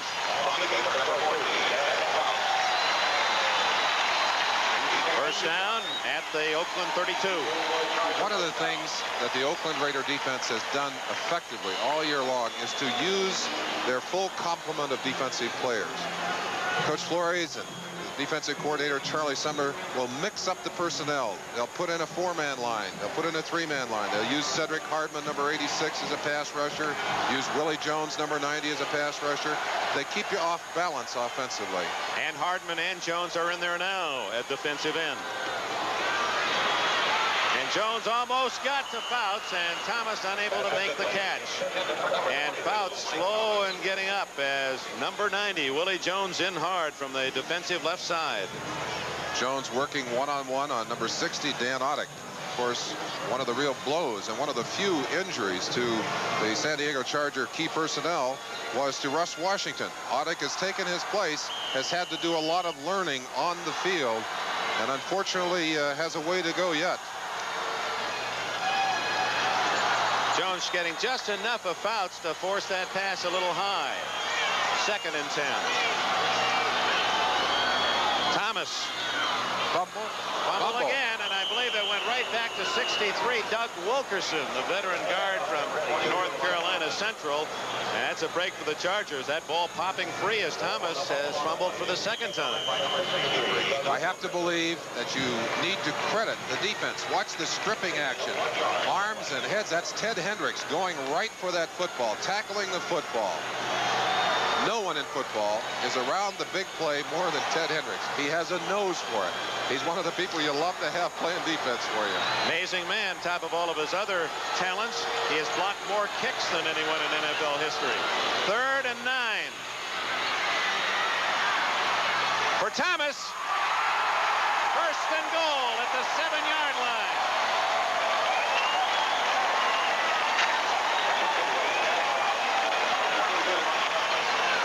Four-yard play. A rare opportunity to see Dan Fouts run. He normally will not run, but he does here. He gets a little extra time, finds the open receiver. That was not a typical Fouts pass, but I'll guarantee you he'll take that one any day. Bought himself some time as you saw Browning, 73, pressuring. It's 1st and goal at the 7. Thomas to the 4. Rod Martin and Dwayne Osteen on the tackle. 3 yards. Looked like Thomas was stripped right over backwards. Tackle by number 35. Watch the final tackle on Thomas as he dives off the left side. Good job of adjusting. There was no hole there. That's Rod Martin. Ooh, he's got him from the backside. Eat. 2-minute timeout given in San Diego. It comes with 1:58 left in the half. San Diego trying to cut into the lead. Here's Kellen Winslow's block on that last play. He's responsible for the linebacker, Rod Martin. Martin doing a good job of getting off. And he gets a hold of the backside, pulls Thomas right over backwards. I just saw the head go back. I thought he had a hold of the face mask of the helmet, but he had a hold of his shoulder pads, pulled him right over backwards. That had to hurt. 2nd and goal. San Diego at the 4-yard line of Oakland. They trail the Raiders 28-7. Less than 2 minutes remain first half. Bouts to Thomas. And they've got him for a loss. You think that on top of everything else, Lester Hayes isn't strong? Picked him up like he was a 10-pound bag of sugar. By number 37, Lester Hayes. One of the things that makes Lester Hayes unique is the package that he has of great speed and strength. A very unusual athlete. Watch him just pick Thomas up here. I'm going to take you home with me. He got him up off the ground. Ball at the 8-yard line. 3rd and goal for San Diego, and a near must-scoring opportunity for Fouts. A crucial situation for Fouts. He needs that 7 points. Triple left with Joyner in motion. Joyner. Touchdown.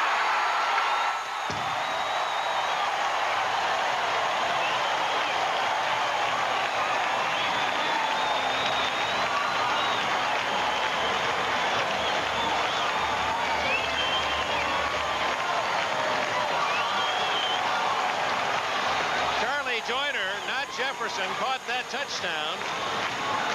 His 2nd of the day. John, take the replay. John. I'll tell you what he's doing. What he's doing is using 3 wide receivers to the same side of the field. All that is set up because Greg McCrary is back in the game. It allows him to use different formations.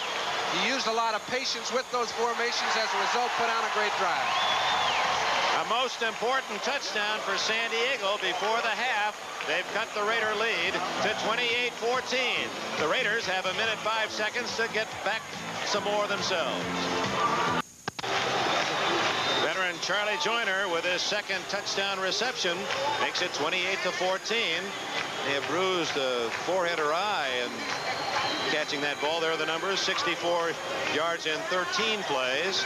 Fouts to Joyner for the score. Moody and Whittington drift back for the Raiders. Raiders also have some men up tight looking for a possible onside kick.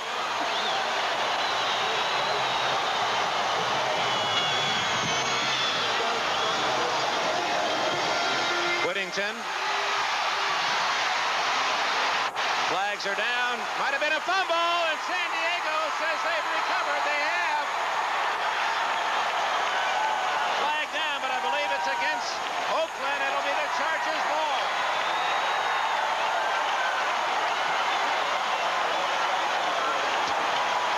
Glenn Edwards. And how quickly the momentum of a game can change. Don Coryell, a little sigh of relief. Wait a minute, there's another flag back at the spot of the kickoff, and I believe the Chargers may have been offside, in which case nullifying penalties. That's against San Diego. Against nullifying, and oh, what a break for the Raiders. They'll kick it over. Silence in the stadium. Absolute silence. I did not see the Raider penalty, but it did look as if one of the San Diego men was in front of the kicker. Whittington had trouble written all over that one from the start. Trouble getting his hands on it.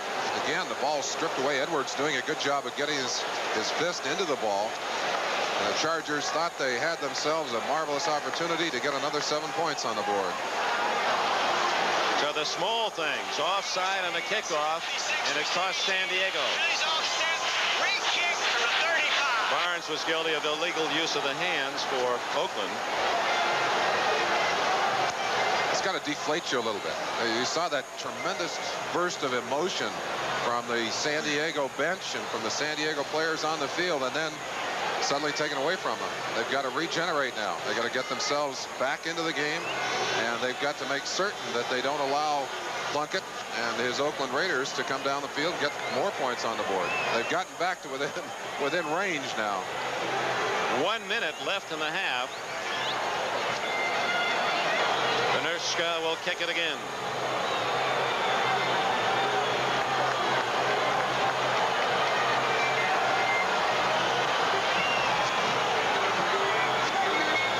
From the receiver's perspective, Whittington gets another chance. Woo! He's down at the 20-yard line. Glenn Edwards made the tackle again. Let's go to John Brody. Dick, we see, I mentioned Greg McCrary set it up. There's 3 wide receivers, Jefferson, Joyner, and Winslow on the same side of the field. Joyner cuts underneath, gets it on Otis McKinney one-on-one. You can't cover all 3. Fouts picked the one that was open. Touchdown San Diego, 54 seconds left. They're back to within 14. All right, John Brody and Len Dawson, great to have their expertise with us. As we said earlier, they'll be in New Orleans for the Superdome. Bring us their insight as they follow the quarterbacks in the focal point of the respective offenses. And it'll be Philadelphia representing the National Conference against the winner here today.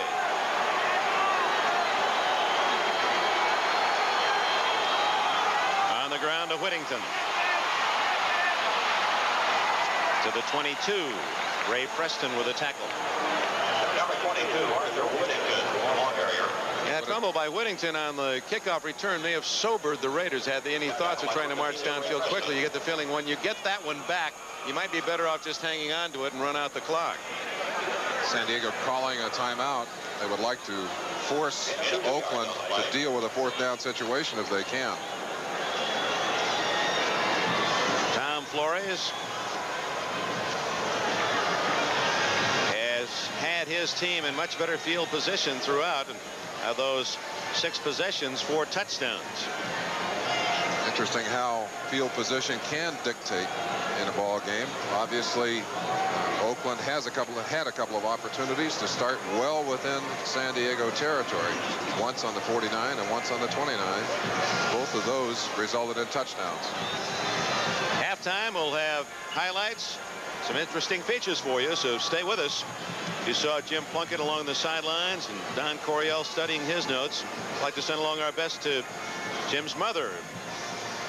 Blind, as most everyone knows, and listens to the games up in San Jose, California, and follows her son by radio. And Jim says that Mom sometimes can't quite handle the pressure. She gets up and has to take a walk, get away from the sound on television or from the radio sound. But certainly, as any mother would, just pulling for her son to reach that goal of the Super Bowl. How nice it is to see someone who's been written off come back and have the kind of year, the kind of second opportunity that Jim Plunkett has had in this season. That courage in the entire Plunkett family reflected in the young quarterback. Draw play to King, and the Chargers had that one well read. 2-yard loss. Preston again made the stop. Another timeout. And a timeout call by San Diego to stop the clock. 37 seconds remaining in the first half. We'll be right back after these messages from the National Football League. Conference championship game here in San Diego. The Oakland Raiders using turnovers to build up a 3-touchdown lead. San Diego has gotten one of those back. 3rd down and 10. Oakland at its 20. Chandler and Branch both to the left. King. Gain of only 1. Bob Horn along with Glenn Edwards on the tackle. Clock stopped again by the Chargers with 31 seconds left. That's their final timeout.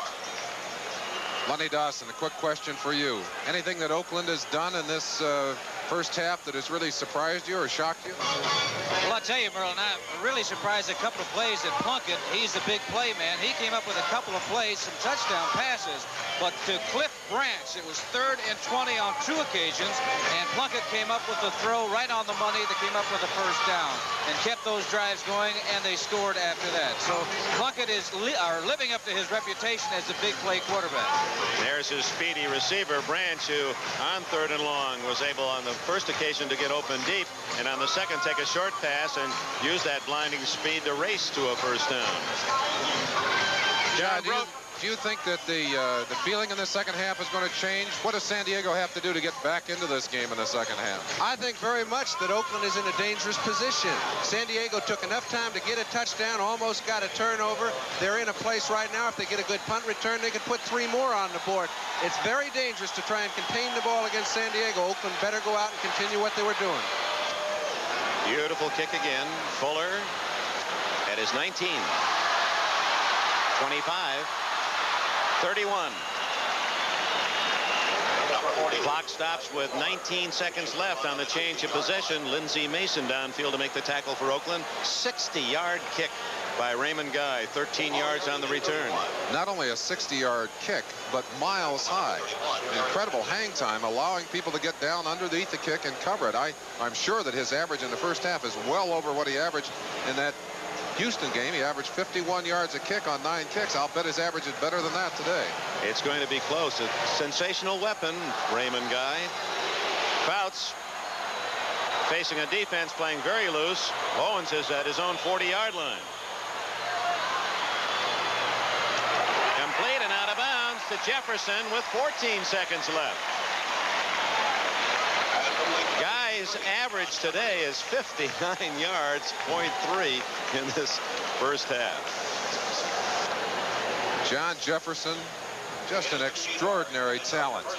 He's going to a spot on the sideline, wants to arrive there at the same time the football does. You can't do it any better than that. No, sir. And the happy feet of Jefferson again. How difficult it must be to follow him. Fouts almost intercepted by Davis, and he had a lot of room in which to run ahead and may have been guilty of looking ahead. Willie Jones, meanwhile, applied the heat on Fouts to force that pass awry. 8 seconds left. Jones, or Fouts, of course, I think would like to go back and recall that one. He has thrown a couple of bad passes today. That one under pressure, but still not the kind of pass he dare throw here. Chargers would like at least a long pass out of bounds for a field goal try. They have no timeouts to use. Ted Hendricks is playing shallow center field in the defense. Incomplete. Excellent defensive play by Dwayne Osteen to jar the ball free from Jefferson. 3 seconds left. Defensive backs need to react very quickly to the football. You're watching the quarterback often, although in a man-to-man situation you play the receiver. You see Osteen there playing the receiver all the way, going right for the football. The Oakland Raiders, one of the few teams in football that still are in a basic man-to-man setup, and they'll challenge you. Interesting, the black and silver, they like to be different. One of the ways they are different is their ability to go man-on-man with good receivers. Burgess Owens is at the 5-yard line as they look for that long pass, and here it comes, up for grabs. Incomplete. And that is the end of the first half in San Diego. Yeah, we expected plenty of offense, and that's what the first 30 minutes have provided. Turnovers by San Diego, and the opportunistic Raiders taking advantage. And at the intermission, the score, Oakland 28, San Diego 14.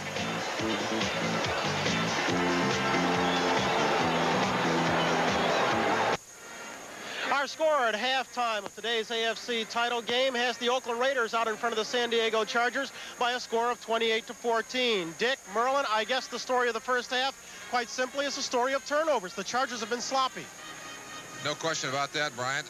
In fact, the turnover possibilities were set up very early. Two teams that, in San Diego's case, they bounced the ball around, they've had interceptions, and Oakland very opportunistic in the way they've handled them. You know, when it rained this morning, Brian, I think a lot of the players woke up with the same feeling that, uh-oh, that's another thing to worry about. The rain, and maybe with the bad weather, there might be the turnovers. And there were occasions where that feeling came out in this first half. I think in an emotional game, too, the ball tends to bounce around a little bit more. The Raiders have hit, I think, harder than San Diego the first half. A lot of good hitting. Dick, Merlin, it appears to Mike and I down here as if Oakland's front line is just handling San Diego's defensive front. Is that the way it looks to you upstairs? I think they've certainly given their quarterback Plunkett a lot of time to throw, and that vaunted rush has gotten to him a couple of times, but very late. He's had time to throw the football, and often much more than they would like to allow him.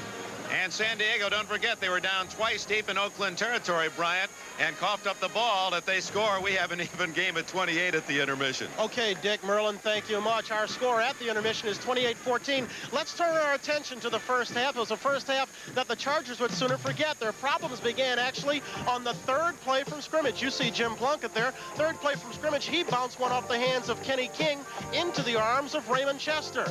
Well, you recall the John Mackey rule. Raymond Chester took it the other way, 56 yards. Suddenly the silver and black is up by a score of 7-0. But this one was a wild one from the start. First play from scrimmage for the Chargers. Dan Fouts up top. Into the hero of last week, Ron Smith, 55-yard strike. Looked like San Diego was going to come back and tie the ball game immediately. But instead, Lester the interceptor. Look at this. The man has 5 pickoffs during the postseason to go with 13 in the regular season. It stopped the San Diego drive.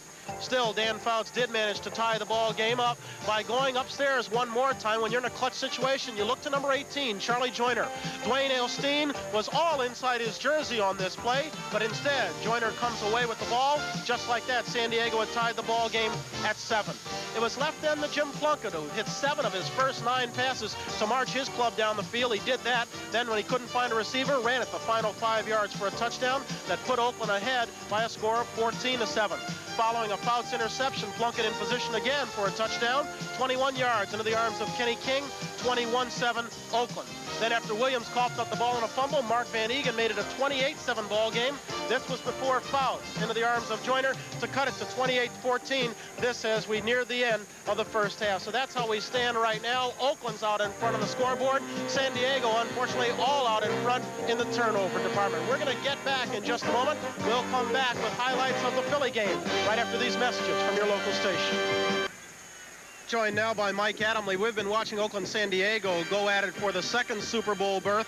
Earlier today, Philadelphia decided the first one by turning back Dallas 20-7. And Michael, the hero of the game, was young Wilbert Montgomery. Now, coming into this one, everybody said, hey, he's a little guy who's been beat up. But from the opening gun, when he scored a touchdown, it was his ball game, 194 yards. Well, watch him go. This one went for 42 yards and gave Philadelphia a 7-0 lead. All week long, Dick Vermeil had been selling wolf tickets, saying his team wasn't healthy. But watch Carl Hairston here. Well, he makes Danny White fumble. This is in the third period after it was 7-7. It set up a Tony Franklin field goal, made it 10-7. White did not have the best of ball games. He completed this one to Jay Saldi, but Tony Dorsett, with a fumble, spoiled the drive. Well, this touchdown pass went for 28 yards, and as you said, it made it 10-7 in favor of Philadelphia. But watch what happens here. Wearing the cursed blue jerseys, number 33, usually reliable, coughs up the ball, and Philadelphia has it, and they're in business again. Well, it set up a Leroy Harris touchdown of 9 yards. This after Jerry Robinson returned it. When Harris went over from 9 yards out, it made it Philadelphia 17, Dallas 7. Fans in Philadelphia were going nuts in 5-degree weather. Harris taking it 17-7. They added a Franklin field goal, and now it's 20-7. Philadelphia the winner. Does that surprise you? Well, not at all, really. I think that the key to here was we watched Wilbert Montgomery go 54 yards for the last touchdown of the game. And what a day he had. It's a new NFC championship game record. The key for Philadelphia, as it has been all year long, is to keep their key people healthy. Jaworski stays healthy. Wilbert Montgomery stays healthy. Philadelphia is going to win. I think also they got a great day out of their defense. Okay, let me ask you real quick, when we're getting in a hypothetical situation. How does Philly stack up against either one of these teams as we look down the road to Super 15? Well, you know, they played them both during the course of the regular season. They whooped Oakland pretty bad, and they just lost to San Diego by a point, so I would say pretty well. Okay, final again from Philadelphia was Philadelphia 20 and Dallas 7. So we know what. They're ready to kick it off. Chris Barr back. San Diego gets the ball first. Very important that they get something going right now. Sure that they've had their conversations in the locker room. Let's see what happens with it.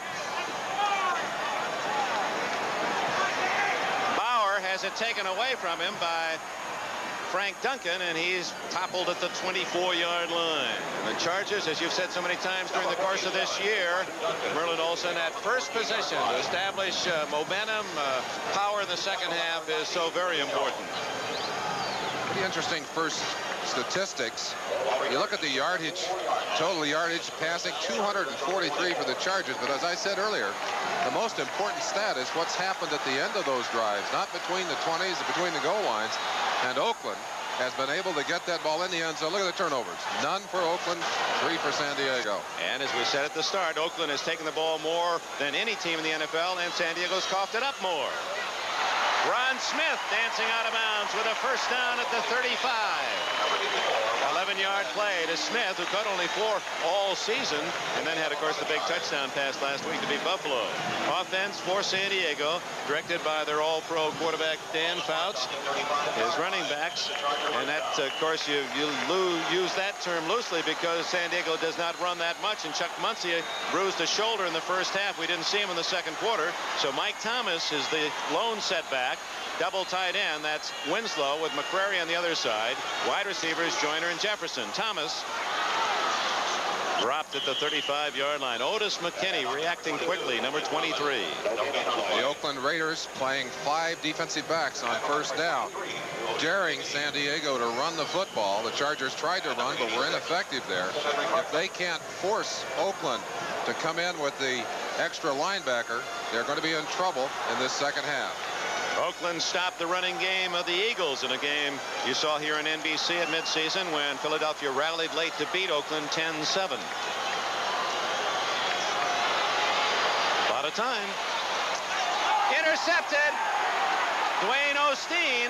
A flag is down, and Osteen fumbles, and San Diego recovers. 63, Doug Wilkerson. Out to the 43, but I believe we're going to have interference against Osteen. John Jefferson back there waving everything back. He said, hey, bring the ball back here because they hit me before the pass arrived, which they did do. That was at the 46-yard line of Oakland.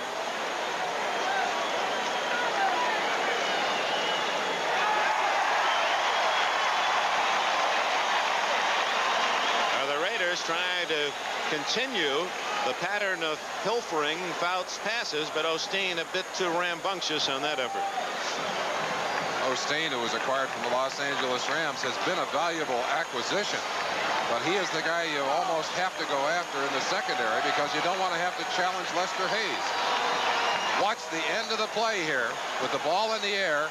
Osteen will come over the top of Jefferson right there, and that's the penalty call. Doesn't he have a right to the ball, to go to the ball? Not when he climbs over the top of the receiver to get it. That was the argument by the Raiders, and of course they've lost it. From the 46. Fouts is down. Cedric Hardman has the first sack of the day for the Oakland Raiders. The veteran Hardman from North Texas State, an all-pro with the 49ers and having a big year at the age of 31. So Fouts loses back to his 45. Fouts is not a terribly mobile quarterback. Tries to swing. Tries to get away from Hardman, but Hardman strips him down, puts him on the ground. 2nd and 20 to go. Obviously, San Diego needs to get something going in the second half. Down 14, they can explode. But they need to get it going now. Joyner left, Jefferson right. Incomplete, trying to find Jefferson in the middle of that Oakland defense. Appeared they had a zone coverage on that time. Cedric Hardman again applying pressure on Fouts. I think the key for the Oakland Raiders is they've been able to get pressure on Fouts with 4 rushers. They haven't had to go to the blitzes that they have used in other games, and you don't want to blitz Fouts. Fouts scores when you blitz him. He reads the blitz, he takes advantage of it. They've been able to do it with that offensive line. Hardman, Matusak, Jones, Browning. They're doing a good job of attacking, and although they have not sacked a lot of times, they've not sacked Fouts, they have made him very uncomfortable in the pocket. Big third down throw. He's got Joyner. First down, 28-yard line.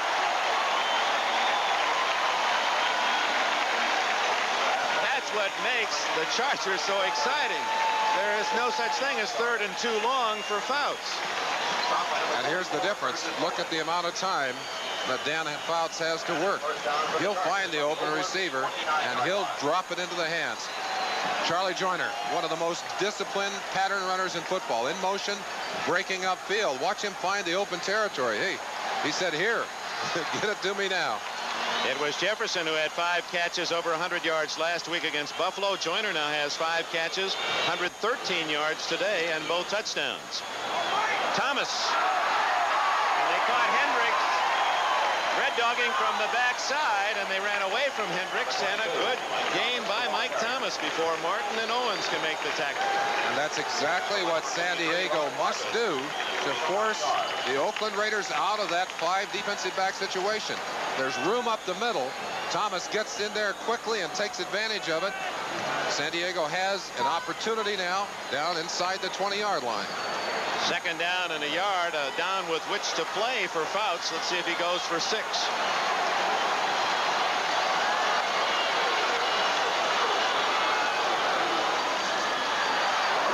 Solid hit about at the 19. Rod Martin drilling Thomas. It looks as if it's enough for a 1st down as they spot it at the 18-yard line. Thomas went in aggressively and came out going the other way just as fast. Watch the shot right there. A powerful shot by 57 McClanahan, or 53 Rod Martin, actually. John Brody, you've been following Fouts and the Chargers. Your thoughts? Well, the simple thing is, Dick, that time Rod Martin made a wonderful play almost at the line of scrimmage, but he's got to cover about 12 yards around the middle of that line. They're playing it with just Hendricks and Martin, and if they can't run up inside, throwing the ball is going to be very tough. They've been fortunate a few times, but it's going to get tougher and tougher down in close. Yeah, let's see if Fouts stays on the ground. 1st down at the 18. Going deep. That was Jefferson and Hayes matched up. 2 All-Pros. Jefferson nodding his head to Hayes as if to say, that was a legal bump. We were both going for the ball. Hayes with an interception in the 1st half, his 5th in the 3 playoff games.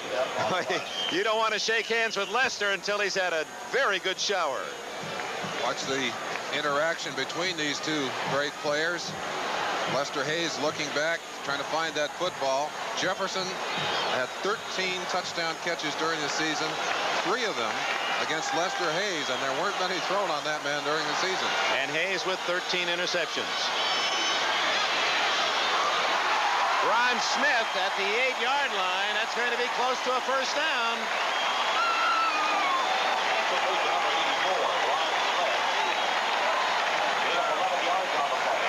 That's going to require a measurement. Dan Fouts again scanning the field. He finds the open man and drills the ball to him. Dwayne Osteen, 35, number 44, Burgess Owens. A little bit of space between them. Fouts takes advantage of it. They're going to measure for the 1st. And it's 1st and goal.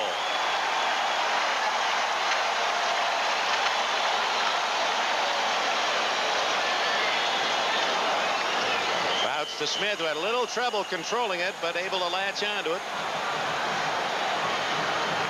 This is the drive from the kickoff to open this 2nd half. San Diego's marched steadily downfield to 1st and goal at the 8.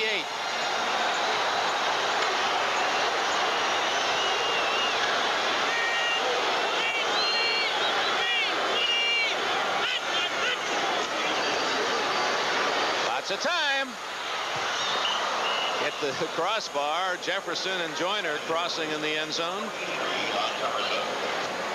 Lester Hayes is right there covering again. It looked like there was room to run up the middle, but Dan Fouts is not a running quarterback. Ted Hendricks, number 83, played a very crucial role in this game as rusher, as defender. He's dropping back here in defense, looking for Jefferson coming across. Slipped a little bit, but there were just too many black shirts. The difficulty of throwing down there is you compress the amount of room the offense has to work in. 2nd and goal at the 8. Look at the time. Oh my! Jefferson will rarely drop that one. Jefferson hiding on the back line of the end zone and lost it through his fingertips. Fouts with all kinds of time to throw, but the philosophy obviously for Oakland, they're going to cover everyone, get everybody back defensively, and they're going to let Fouts throw that football. Watch here. Jefferson is alone. The ball zipped to him. A little too much fire on that one. He could not handle it. Tried to dance, tried to twist around and get it before his toes came out of the end zone, but couldn't do it. Great coverage by our NBC crew. Larry Cirillo, our producer. Ted Nathanson, our director. 3rd and goal. Again through the hands of Jefferson, who thought that Osteen had interfered.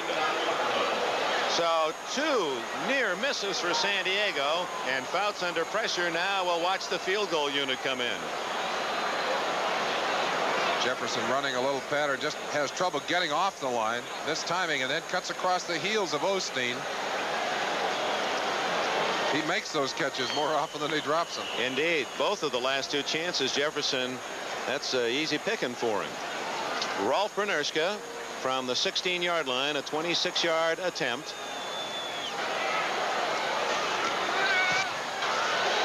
And San Diego settles for 3. So the Chargers, with a solid drive downfield, get 3, and it's now 28-17. San Diego gets 3, but Jefferson thought he should have had 6. John Brody. Dick, I think the amazing thing is that John Jefferson, the man that got him into this playoff title ball game, has dropped 4 balls that could have led to scores. 1 early in the 2nd quarter, 1 toward the end of the half, and 2 in the end zone on this particular drive. He's the man that's won ball games for him. I think the encouraging part is Fouts is not going to go away from him. They'll be back down. You can count on that. Thanks, John. Brnerska's kick. Arthur Whittington, the 10, and to the 22-yard line. And that's the number on his back, the former SMU star. So the Raiders have the football for the first time in the 2nd half. What do you expect, Len Dawson, from Jim Plunkett? Well, I know this, and he's going to have a wonderful opportunity on 1st down because they are ahead. I think you're going to see the linebackers of San Diego coming up close to the line of scrimmage to stop the run. He has not been able to get the ball beyond the linebackers because they get such great depth. I think on 1st down, it would be a great opportunity for the Oakland Raiders to throw some play-action passes and get behind the linebackers. All right, Plunkett, there are his first half statistics. Branch and Chandler both to the right. Chester, the tight end, on the left. Plunkett's going to throw on 1st down. And one hops it to Chandler. Chandler was wide open. One of the things you notice about Plunkett, he throws some passes with great zip and accuracy, and other times it would appear that he loses confidence in a pass. He does not throw it with velocity, and the end result is that it ends up being a pass like that, poorly thrown and occasionally intercepted. Chandler back, very happy to be back on the West Coast. He was the one Raider who suffered some frostbite in the win at Cleveland last weekend. He's also playing with a dislocated thumb and a dislocated finger. Good protection underneath to Chester, and he is met solidly by Woodrow Lowe. At the plate, the number 88, Raymond Chester. 3rd down 6. Stop by number 51. Plunkett getting a chance to examine the defense of the Chargers. Gets the opening here. You see the crossing pattern, number 88, Chester, but well adapted to by the linebackers. Defensively, you're willing to give him that shot up front, but you got to get to the ball carrier, to the receiver, and shut him off from the extra yardage. 3rd and 6. We understand Lester Hayes receiving some attention from the doctors and trainers on the Oakland Raiders sidelines for his calves. Plunkett. And San Diego's defense gets a cheer.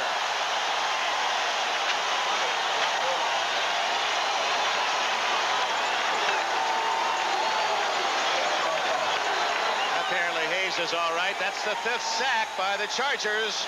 Leroy Jones, his mother Josephine, down in Mississippi. He hasn't seen her for 2 years. He wants to get to the Super Bowl because Mama's going to get her tickets, and they can have their reunion. Raymond Guy. The early momentum here, Dick, offensively and defensively, swinging towards San Diego. They've still got a long ways to come to get themselves back into a tie with Oakland. Only Fuller back, 10 men on the line for San Diego. Oh, they almost got it. Glenn Edwards was close. Fuller at the 31. 45. He's all the way to the 41-yard line.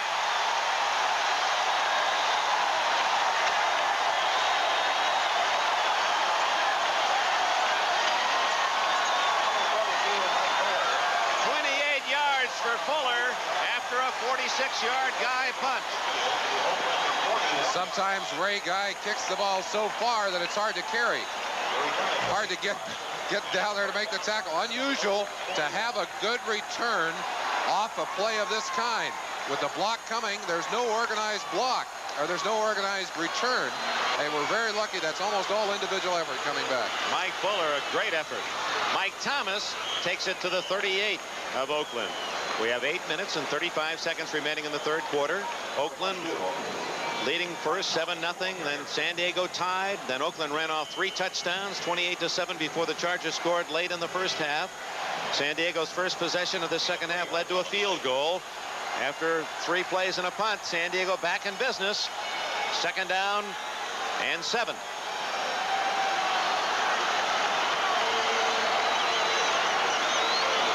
Bouts to Winslow. That's his first catch today, and a first down.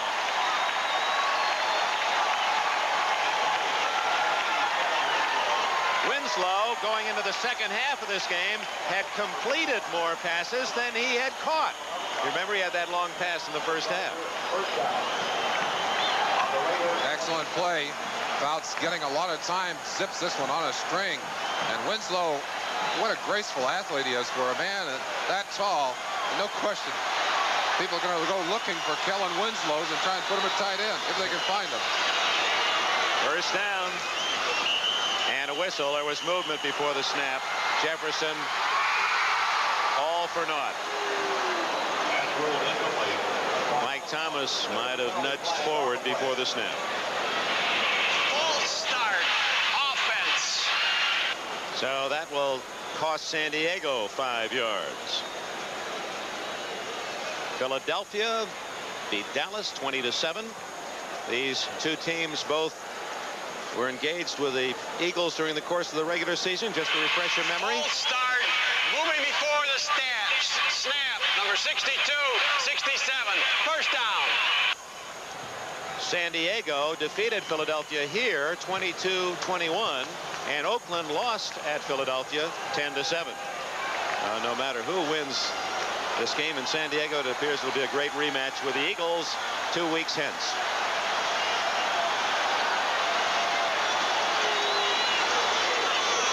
Winslow in motion. The throw to Thomas. Winslow with a block. And Thomas all the way to the 18. That's close to a 15-yard gain.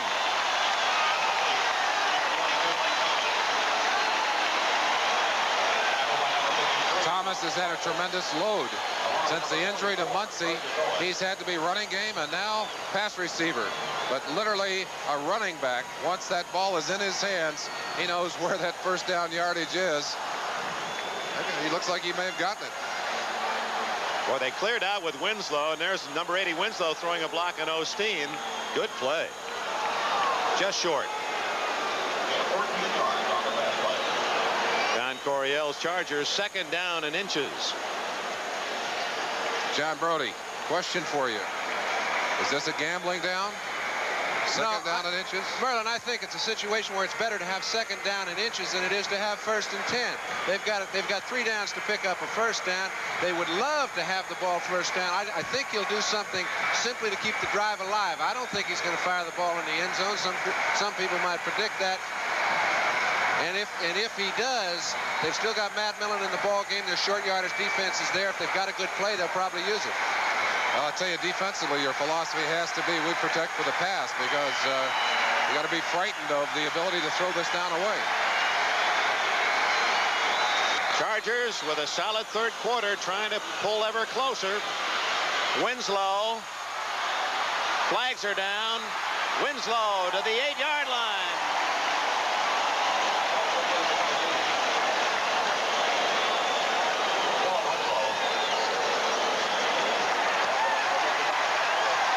Holding against the Raiders. That'll be declined. It's 1st and goal. San Diego at the 8. Now, it was at this spot on the opening drive of the half that the Chargers stalled and had to come in with the Bernerska field goal. But stalling is perhaps not the proper term, because John Jefferson had 2 touchdown chances and, uncharacteristic of him, could not latch on to either. Holding, number 83, defense before the pass. Penalties decline. 1st down. Ted Hendricks trying to slow someone down. 1st and goal at the 8. And this Charger crowd starting to believe again, with 6:53 left in the 3rd quarter.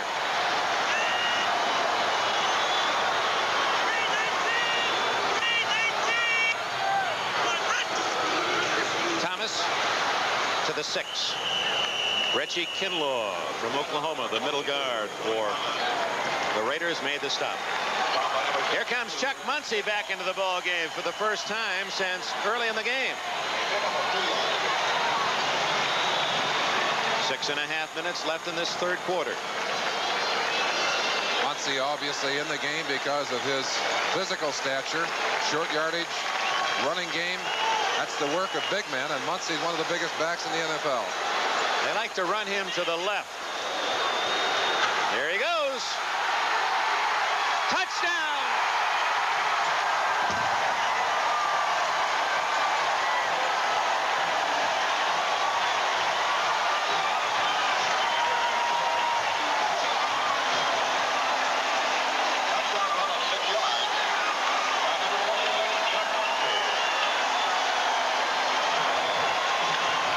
Chargers have scored 10 points in this 3rd quarter.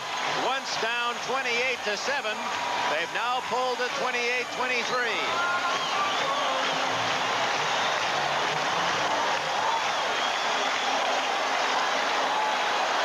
Mike Fuller will hold for Bernerska. It was Fuller's punt return that set up the score. Good.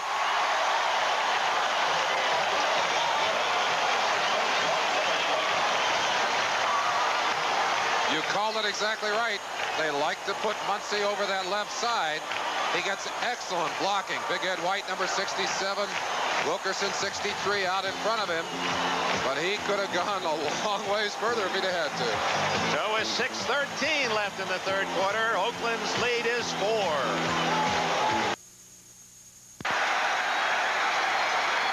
See the total number of drives, 59 yards, but this is the crucial play. Muncie coming behind the excellent blocking of his offensive line, hurling himself into the end zone. Well, that's just like it was drawn in Coryell's playbook. Great execution. 28-24, the kickoff, Bernerska. Moody and Whittington deep. It's Whittington.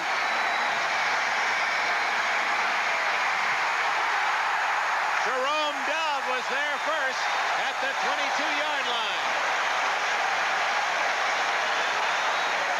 John Brody, let's go back to the touchdown.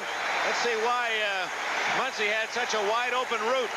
Well, Dick, it's interesting to note that the 2 people in closest pursuit are Otis McKinney and Cedric Hardman, both passing situation defensive football players. They thought Muncie was in there as a decoy. They knew his shoulder was bad. He surprised them, put it down, and slipped it in. Otis McKinney and Cedric Hardman on this side, 5 defensive back situation. They fooled him, ran it in the end zone. Kellen Winslow with a great lead block. This crowd giving Plunkett problems just hearing. Van Egan plows to the 26. Kelcher and Horn with the tackle.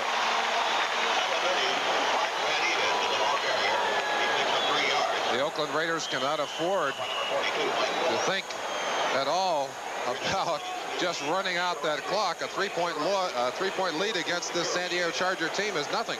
They can explode on you instantly. 4 points, 28-24 the score. His tackles never could have. I didn't want to say that. 2nd down, or 7. subtract. Kenny King, bubble, Or was that something that looked like the ball was free? I guess it was just somebody's shoe seemed to fly there. Kelcher made the tackle as King with a burst of speed has a Oakland first down at the 34. See that play again. Kenny King getting a good shot here. Dave Dalby, number 50, crawling over there to get into the block. Louis Kelcher. But he has the first down. That's the initial first down of the second half for the Raiders. Plunkett to King. Look at that speed. Caught from behind at the 45-yard line by Willie Buchanan. King electrifying. That's the man that ran 89 yards for a touchdown against the Chargers in the game at Oakland. 22-yard play, and that's the kind of explosiveness that King was not capable of during the last half of the season because of that ankle. Watch him accelerate. Now watch him see the opening and just burst for it. Almost broke away. Shoestring tackle by one of the secondary kept him from getting out of there, but they're inside Charger territory down the 44-yard line. 4 minutes, 10 seconds left in the third quarter. Oakland 28, San Diego 24. Plunkett to Chester, who came back to meet the ball, and Chester's to the 25, and another Oakland first down. In case you joined us late, Chester was the man who caught a deflected pass. King was the intended receiver, went through his hands to Chester, and he went for an opening touchdown of 65 yards. Chester, for all of you receivers out there, watch what he does when the quarterback gets in trouble. Comes back to the football and makes a great play after he gets the football. Around to get the extra yardage. Chester noticing that Plunkett's in trouble. He says, here I am. And he ran right away from Mike Fuller. First down at the 26. King to the 18-yard line. Oh, is he quick. Mike Williams at the corner for San Diego made the tackle. And Fouts waiting his turn. 8 yards for King at 2nd and 2. And on the tackle, number 42, Mike Fuller.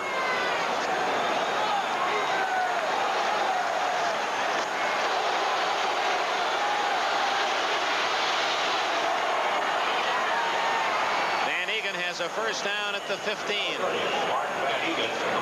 minutes and 20 seconds left in the third quarter. 3-yard pass. We're all excited, as you well can imagine, to be sharing with you that Super Bowl experience 2 weeks from today. The entire crew will be in the Superdome in New Orleans. It's a big, big day, so make your plans, have your parties, join us early. A spectacular pregame show. NFL 80 is arranged, and then the action. The Eagles will meet the winner of this game. Well, Jim Plunkett can get it in the end zone here. He certainly improves the chances for his Oakland Raiders to be in that game. That's Branch in motion. Van Egan. Nicely read by Fred Dean, who trailed the play and made the tackle. He picked up 2 yards. Tackle by number 71, Fred Dean. Lots of pressure on the defense here. Dean, primarily a pass rusher, but because of his great speed, able to make that kind of play from behind. He's had chronic groin problems. It's been difficult for him during the last part of the season. Watch the acceleration here. That's a back he's running in behind, but he has great quickness. Van Egan with 32 yards rushing, King 29. So San Diego's really stopped the running game as you look into the eyes of Plunkett. King to the 8-yard line, short of the first down. Glenn Edwards dragged him down. And off to number 33. Defensively, the setup for maybe the biggest play of the day for this San Diego defense so far. Third down, about 2.5 yards to go. What are you going to do? Well, Arthur Whittington brought in the play from the sidelines to Plunkett.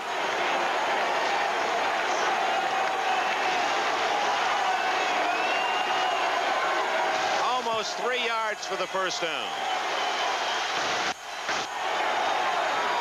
Whittington ran into his quarterback, and he is stopped.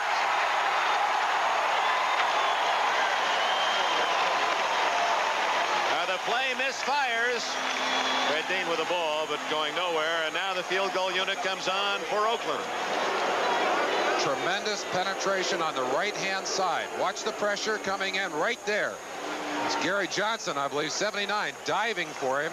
He had to change the pattern of the play, and Whittington had no chance. But if you can get into the backfield and cause problems for timing, you can make that kind of play defensively. Chandler to hold at the 17, a 27-yard kick by Barr, who had his troubles here in the first game between these teams. Not on that one. Barr drills it through, and with 49 seconds left in the third quarter, the Raiders are back on top by a touchdown. The score in San Diego, Oakland 31, the Chargers 24. Well, when these two teams met the first two times this year, not unlike this one, they were equally exciting games. We did both those games. We saw these two teams battle on equal terms, although I think Oakland, actually, even in the game they lost, outplayed the San Diego Chargers. Because you got to feel the pulse of this stadium. These people believe their Chargers are back, and the Raiders are going to have to take it away from them. It's 31-24 as Barr hits a long one. Bauer, the 10. Down at the 21-yard line. Tackle made by Joel Campbell, former New Orleans Saint, a #1 draft pick out of Maryland. Well, Fouts has been hot since the score was 28-7. His team has outscored the Raiders 17-3. Fouts putting it in the air as always. And we have a timeout. 40 seconds left in the third quarter here in San Diego. And we're all going to need some air before this one's over. Oakland by a touchdown. Now a big week on NBC. That Bob Hope Desert Classic, and of course Bob's special next Sunday. 31-24. San Diego trails with the ball. The Chargers at the 22.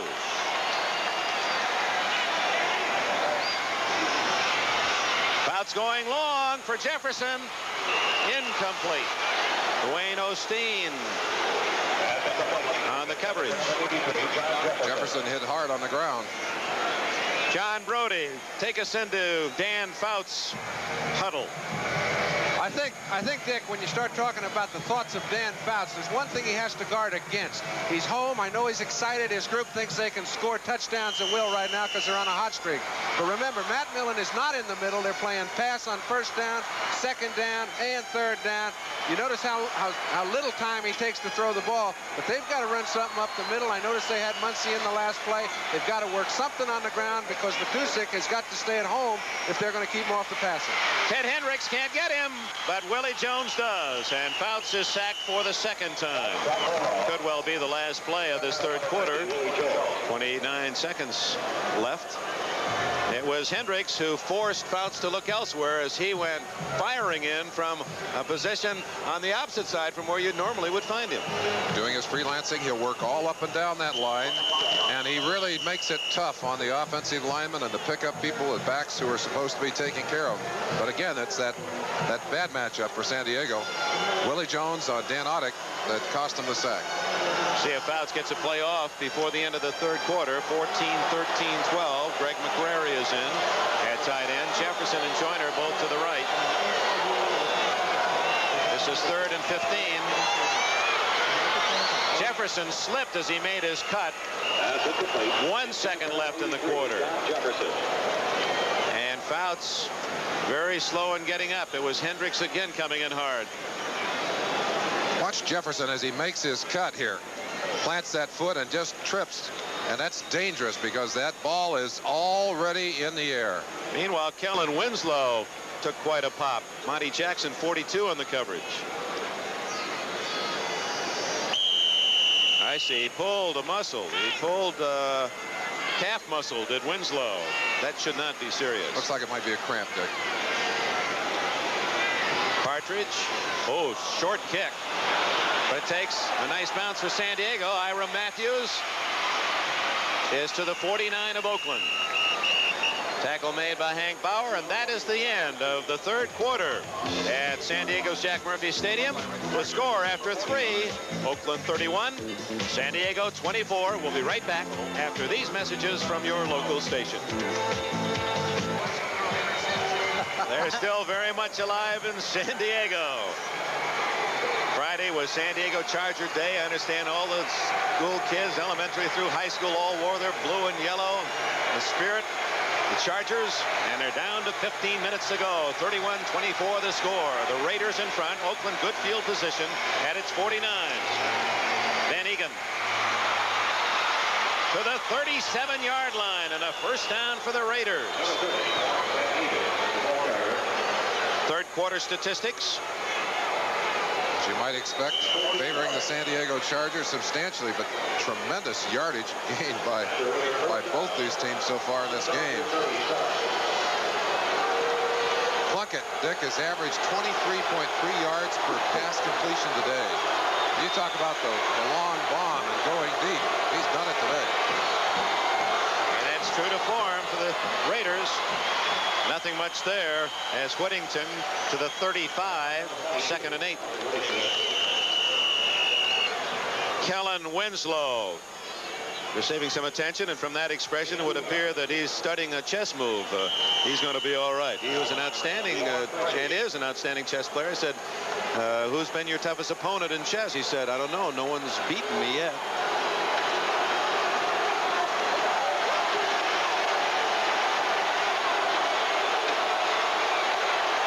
Hayes appearing to be asking for a little extra help. 2nd and 8. Wide open is Chester. Good tackle by Woodrow Lowe at the 30, short of the first down.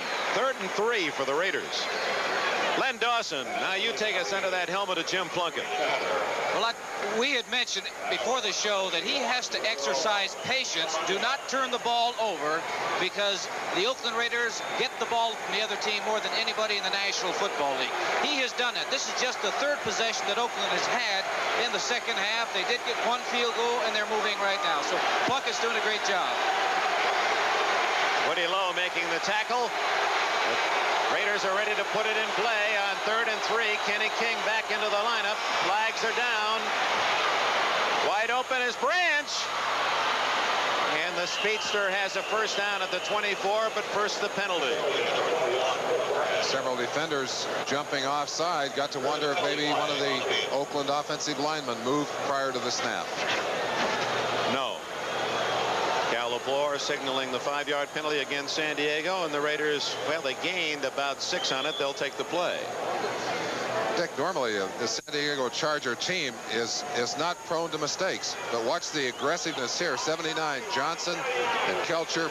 I think Kelcher may be triggered by the action of Johnson. He's looking for that football out of his right eye, and he saw the action over there. I think it got him started. I don't think we've ever really made that point. You defensive linemen, that's what you're looking at, the ball movement. You're reacting totally to that. You're not really looking at anything else specifically. Or to movement on the other side of the line. And when you see sometimes the movement out of the corner of your eye, that triggers you. 13 minutes, 4 seconds left. First down play. Van Egan to the 20. Louis Kelcher. You don't drag Big Louis very far. Same play that Van Egan made the gain a few moments ago on, cutting back against the grain, starting to the right side and then knifing back to try and take advantage of the lack of pursuit by San Diego from that right side. Big number 74, Louis Kelcher, left tackle. Watch him here. He's going to react back to the play now. Good job of getting back to it. They'd sealed off Gary Big Hands Johnson. Had Louis not gotten a hold of that runner, Van Egan would have made some fine yardage on that play. Van Egan. And he was well covered. Fuller, the safety man. 3rd down and 6. Remember, the Raiders have a 7-point lead. A field goal for them in this situation gives them a fine opportunity to force San Diego to have to get 2 big scores. So we would think that Plunkett will play it carefully if he does not find a man open. Plunkett getting quite a bit of help in his game plan today. Receivers coming in, backs coming in with plays from the sideline.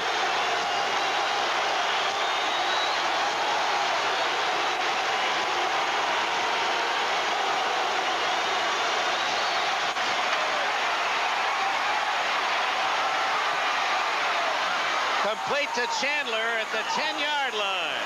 It'll be 1st and goal for the Raiders. A flag. I thought I saw a flag drop in the end zone. Now, maybe that's just something from the fans, but there is a yellow something in the end zone. Apparently, flag. Apparently just some fan refuse. Gene Upshaw talked about the importance of giving Plunkett time. Plunkett actually scrambling here gets enough time by stopping, finding some open territory.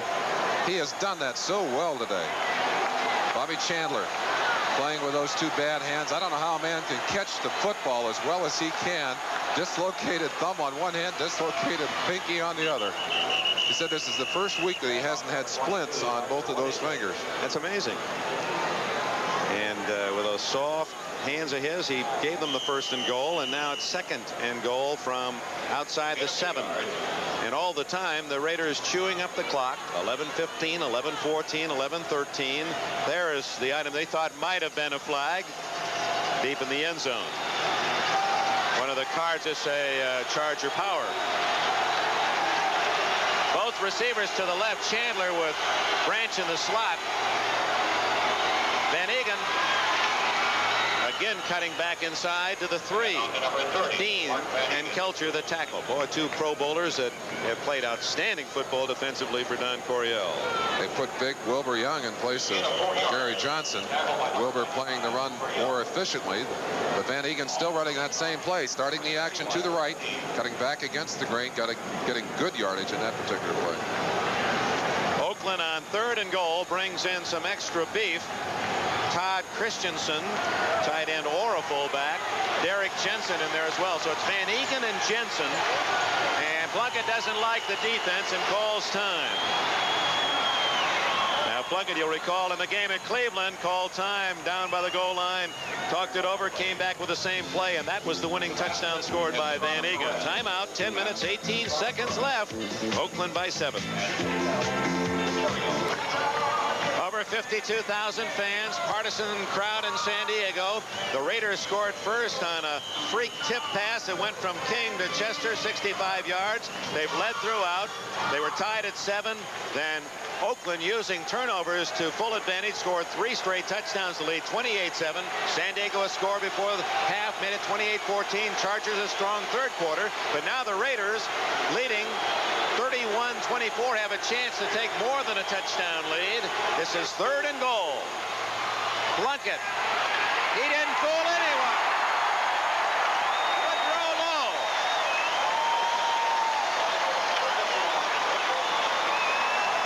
The big play man, the linebacker from Alabama. Lowe read it all away. You have to take some risks defensively in a situation like this. The blitz is on. 51 Low. Plunkett has no chance to get out of the way. They not only take the down away from him, but they've taken what was a chip shot for a field goal and stretched it out a little bit. It will be now a 32-yard field goal, maybe 33, as Barr comes in.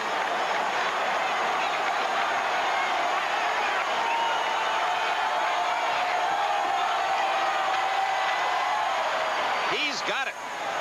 And a big 3 points it is for the Oakland Raiders. Timeout. 9 minutes and 46 seconds left. And the Raiders now enjoy a 10-point advantage. Charger power in San Diego. They were dressed like that in Philadelphia today as well. Barr nails a line drive through the hands of Bauer. That's a muff and goes out of the end zone for the touchback at the 20. Oh, we have a moment. Just want to give credit to Chris Barr. He had his problems kicking through the course of the year. In fact, in the first game of the season here at San Diego, he was 1 for 6 field goals, but he's been perfect in the playoffs, making all 9 points after and 4 of 4 field goals. They get a lot of boos to those kickers when they miss, and let's give them credit when they're solid. It's quite a comeback. There are a lot of comeback stories on the Oakland side of the field. Dan Fouts has Chuck Muncie behind him. That's Jefferson in motion. Ron Smith splits right. Joyner to the left. Fouts going long for Smith. Incomplete, and he had beaten Monty Jackson. Jackson just stayed close to him and hoped that he could look at the right time.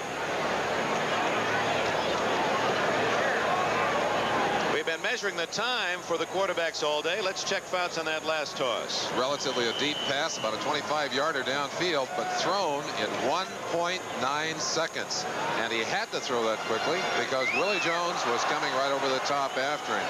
The ball on target, but just too difficult to handle when you got a defender right on top of it. Monty Jackson, who played college ball here at San Diego State and was a top player with the Rams. In fact, led the NFL in interceptions with the Rams 4 years ago.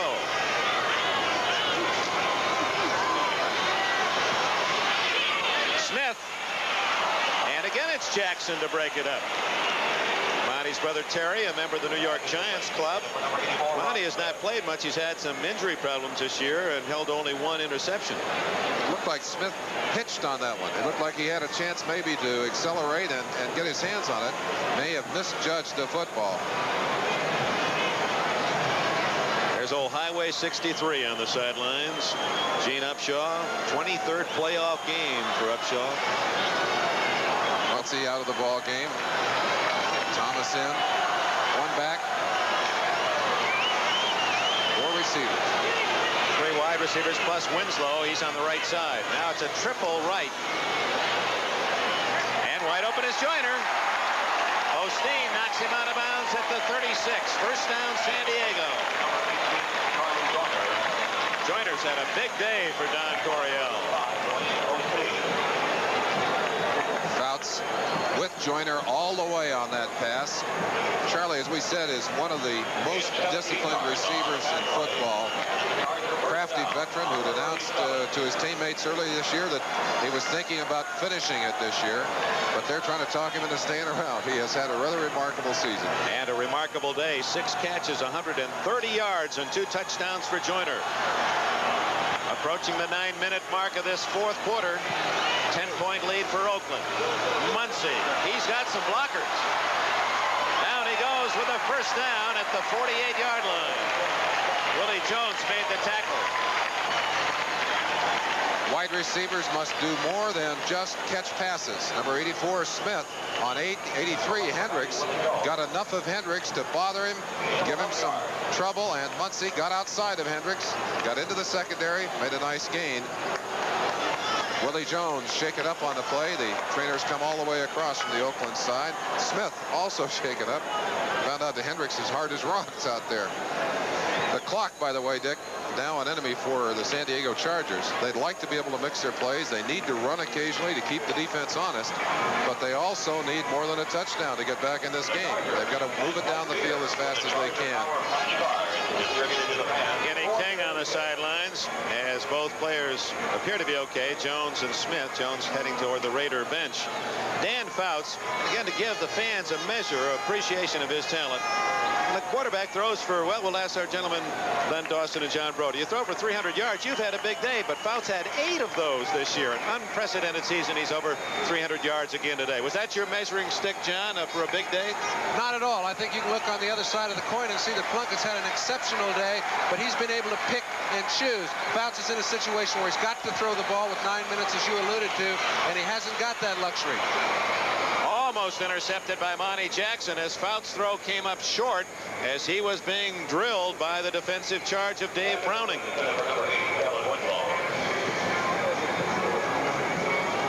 What about you, Lenny Dawson? We talked to John about 300-yard day. Was that a measuring stick for you, or were you more concerned about the score on the board? Merlin, you know, the only measuring stick is when you look up at the end of 60 minutes and you have more points than the opposition. But I think both quarterbacks have done a very good job. But John is right. Plunkett has had no turnovers. That's the difference in this ball game right now. Fouts has been intercepted twice. Under pressure, batted in the air. Volleyball spiked by that Raider front 4. Browning and Hendricks were both there. And that was Ted Hendricks, number 83, coming all the way around behind. He'd moved all the way down to the right end and come all the way back around. San Diego knows that Hendricks is going to be coming, and yet here he is, still able to get there from the backside, along with Matuzak, number 72, I believe, coming in from the left side of your screen. Combination deadly for Fouts. He's facing a tough situation here, 3rd and 10. And Matuzak, not a bad spiked man at 6'8". Hendricks is 6'7". Browning 6'5". Hardman 6'4".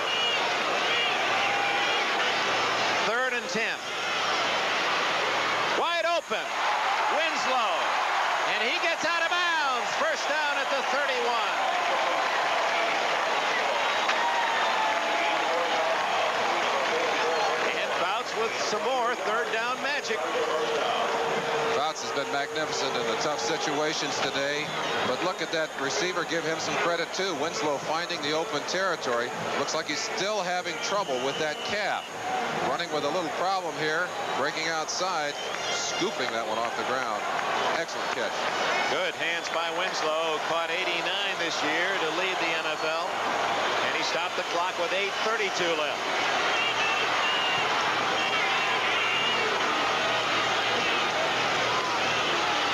And Hendricks guessed right. Mike Davis also in support. Raiders felt that might be time for a changeup.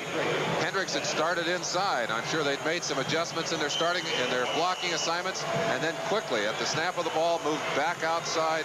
No room for Muncie to get through there at all. But what a career for Hendricks. He was 3 times an All-American at the University of Miami, Florida, and now 5 times an All-Pro. He wasn't drafted until the second round by Baltimore, despite his All-American status, because they thought he was too skinny.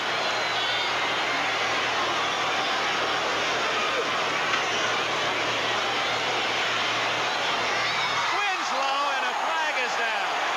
That's going to be interference against the Raiders. Monty Jackson on the cover.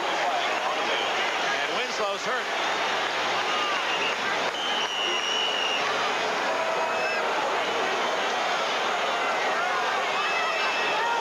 Illegal use of the hands against the defense.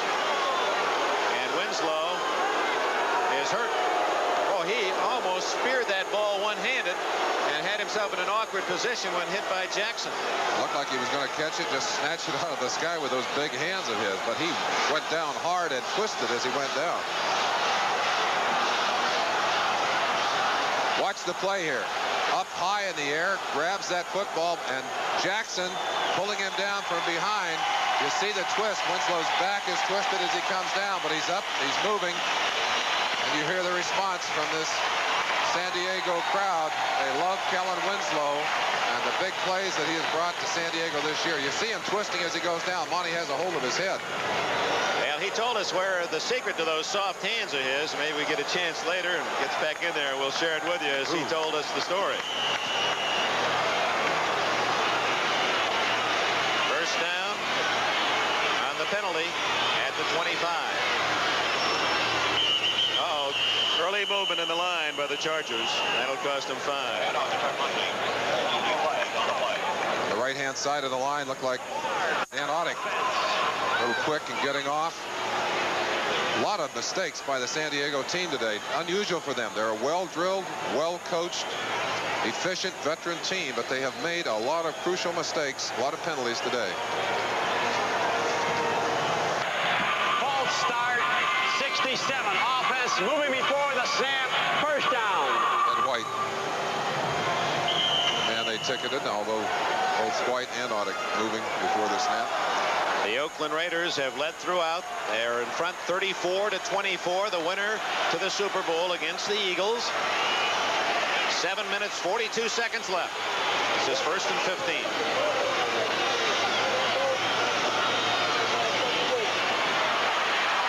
Is that a fumble? And it's Hendricks again. The Raiders have the ball as Ted Hendricks has just done a pickpocket, but there's a flag downfield. And we'll see, we may have something against the Raider defense.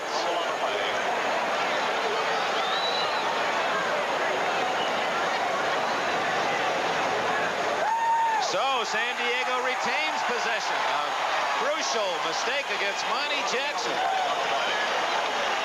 Greg McCrary has been on the field for a good part of the day, in spite of that painful back injury. But he's also had some problems doing his job out there. On that particular play, he was assigned to block Ted Hendricks. Got a good push off on him, but Hendricks was the man that took the ball out of Fouts' hands. Illegal contact, 42, defense, first down. Oh, a big turnaround. Instead of Oakland with the ball, San Diego still is deep in Raider territory. There's the action right there. Outside of that 5-yard zone and still contact. And of course that's illegal. You see the flag coming in right at the heels of Monty Jackson, number 42. Last 3 plays have resulted in penalties, 2 against Oakland. Muncy. All the way to the 9-yard line. First and goal.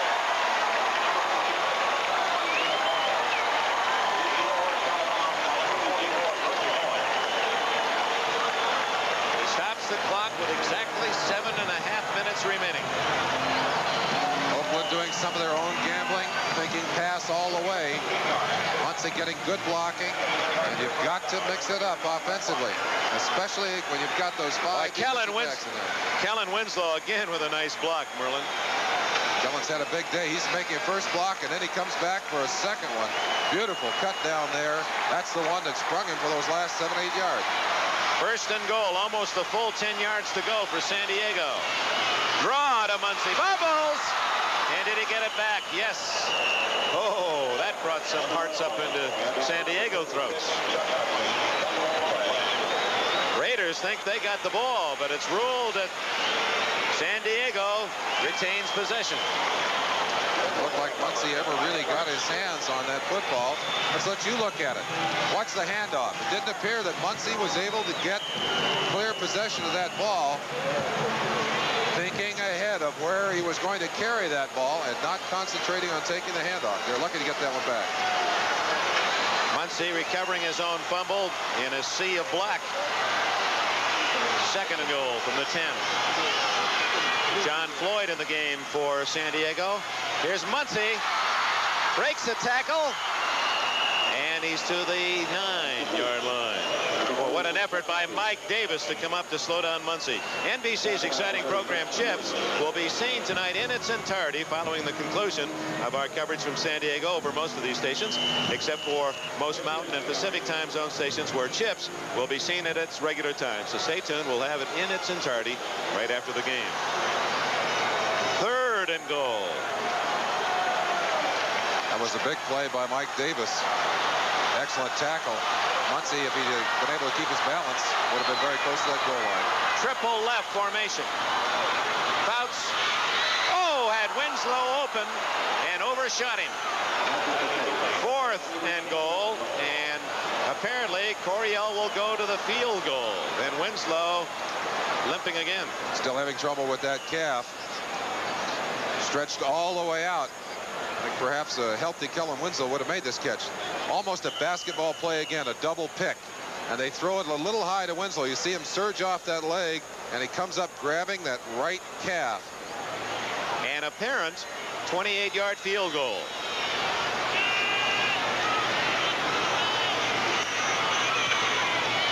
Benerska drills it through. 6 minutes, 52 seconds left. The Raiders still lead by a touchdown, 34-27.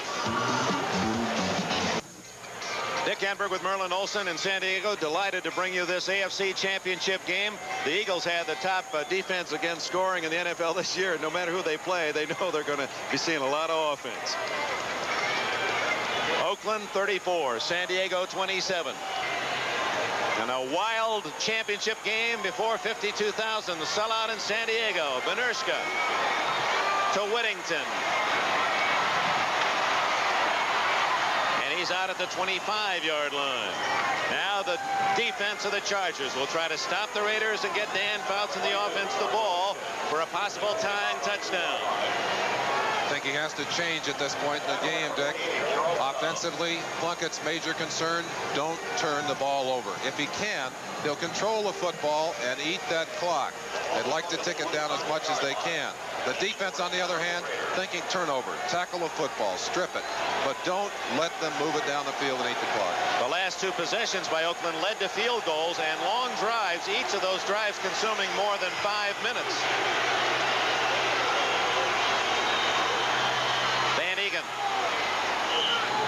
Gains nearly 5.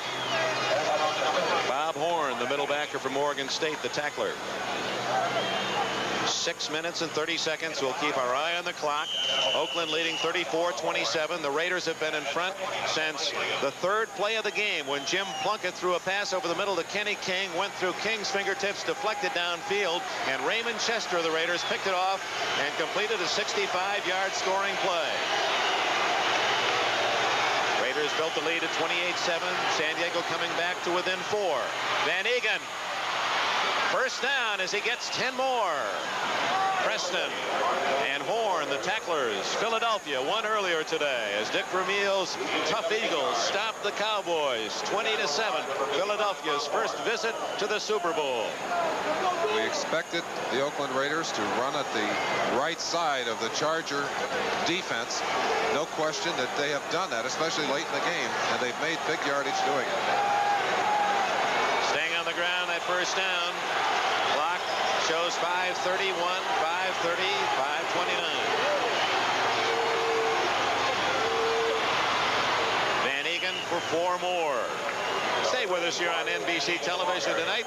After the conclusion of this game, for those that apply in the Eastern and Central time zones, you'll see Chips, followed by an outstanding motion picture, Magic, complete of excellent Sunday's entertainment on the National Broadcasting Company.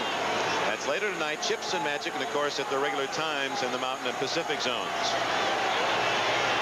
Van Egan has really been a workhorse today, Dick. They're giving him a break. Derek Jensen, 31, into the backfield. Down to 3 seconds, 2 seconds, 1 second. Plunkett just does get it off.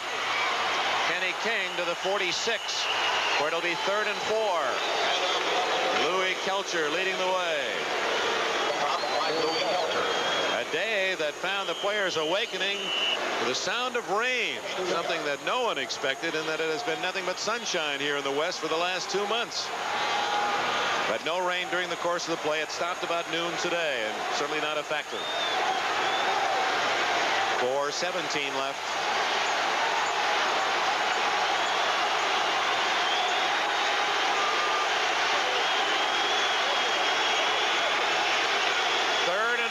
For Plunkett. And it's a first down at the 48 to Arthur Whittington. Mike Williams made the tackle, and Plunkett gets another 4 downs. Plunkett under pressure. Louis Kelcher going all the way around on a double stunt. Plunkett throws a nice strike to Whittington, tucks it away carefully, and gets out of bounds. Here's the double stunt by Louis Kelcher. Watch him going all the way around the other tackle and the defensive end. But it's a quick timing pattern, and Plunkett gets it off. And now, Plunkett still eating the clock, moving it down the field. If he can do this, he can keep San Diego's offense off the field. Especially if he can get at least a field goal out of the drive. Van Egan, the plow horse, up the middle. What a reliable, dependable back he has been for the Raiders through his 7 years in the league. We've talked a great deal about the passing game today, a great deal about the quarterbacks, but I've got to believe that the running game by the Oakland Raiders has been the key to their success. They've been able to balance it tremendously. Mickey Marvin, Gene Upshaw, Dave Dalby, Art Shell, Henry Lawrence have done an excellent job up front of making room for those ball carriers. And it was Derek Jensen, let's give 31 credit, who carried on that first down. This is Van Egan, and he is pinned by Fred Dean on top. Check who's underneath that pile. It is 51, Woodrow Lowe. Oh, 3rd down again for the Raiders. The clock running to the 3-minute mark. Big play. Fouts and the Chargers have all 3 timeouts left. Van Egan now has rushed for 70 yards, the top runner in the game. Both wide receivers to the right. Whoops. Wilbur Young invading the Oakland Raider backfield. Let's see if he was illegally invited. No. So it'll be now 3rd and about 1 instead of 3rd and 6, and that changes the whole play call. We talked about mistakes. The fact that San Diego, which is a relatively experienced team, has made a lot of stupid mistakes today, and that's a stupid mistake.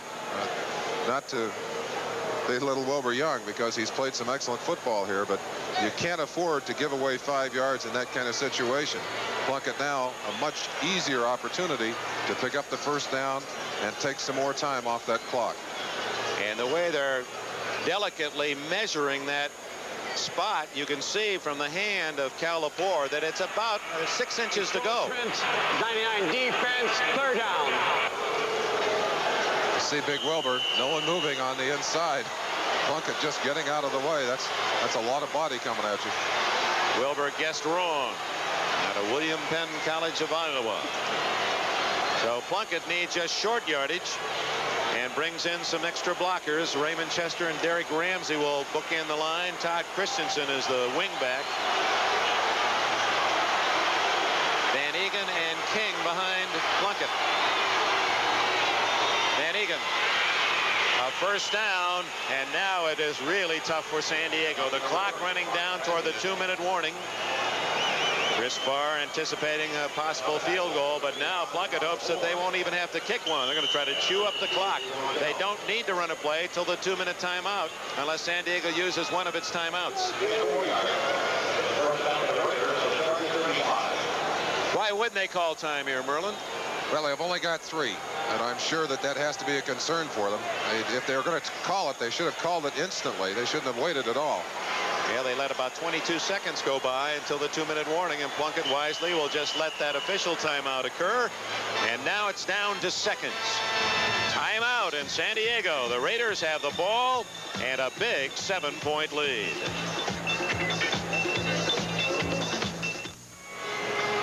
Stay tuned, friends, for Chips and Magic, East and Central time zones. Of course, those two fine programs will be seen at the regular times in some of the western areas right after the conclusion of this game. Of course, we'll also go down into the locker room of the winners and the losers after this game. Oakland leads 34-27, 2 minutes left. Van Egan, Derek Jensen gets about 2, maybe 3 up the middle. And timeout called by the San Diego Chargers. They have 2 remaining, 1:56 left. Clock running out on San Diego. The Raiders lead by 7 in this AFC Championship game. 2nd down and 8, 1 minute 56 seconds left. The Chargers have spent 1 of their 3 timeouts. The Raiders 2nd and 8. And there's a lot of thought on that sidelines. They're looking for a big play. They need a turnover. Ball at the 32. Van Egan to the 29. Timeout, San Diego. It'll be about 3rd down and 4. The Chargers need the football. A reminder, 2 weeks from today, it'll be the Philadelphia Eagles in the Super Bowl against the winner of today's game. We invite you to tune in early Eastern time, 1 o'clock for the NFL Year in Review, a spectacular show featuring the highlights of this great season. And there'll be some basketball for you as well as the Buckeyes host Virginia's Cavaliers. I don't know, I think that game's at Virginia. You'll see big Ralph Sampson of the Cavaliers. And then the pregame at 4 o'clock, 6 o'clock Eastern time, 3 o'clock in the West, Super Bowl 15. And it'll be the Eagles. And right now, that team in the black and silver playing in its 10th championship game in 14 years. Dick, I can't help but remember an incident in the game we did here, the Charger-Oakland game. A critical 4th down situation. Oakland down by 7 points late in the game. Pastorini went down, and Plunkett had to come off the sideline. It was one of the first chances he'd had to play in that year. Came in and threw, under all that pressure, threw a touchdown pass to Raymond Chester. I've got to feel that maybe that was the beginning of his comeback and his great story, his Cinderella story during this season. It's been a Cinderella story for the Raiders, certainly in the what was regarded start of the year the toughest division of the NFL, the AFC West. No one really thought it'd be the Oakland Raiders here. Now it's 3rd and 5. San Diego must stop the Raiders or Oakland will run out the clock. 1:52 left. Plunkett's going to run it for a first down. He got the first down and fell at the 24. And now the Chargers can call time for only the last time. And I think that might write the end of the Chargers story. A wonderful story it has been during this past season.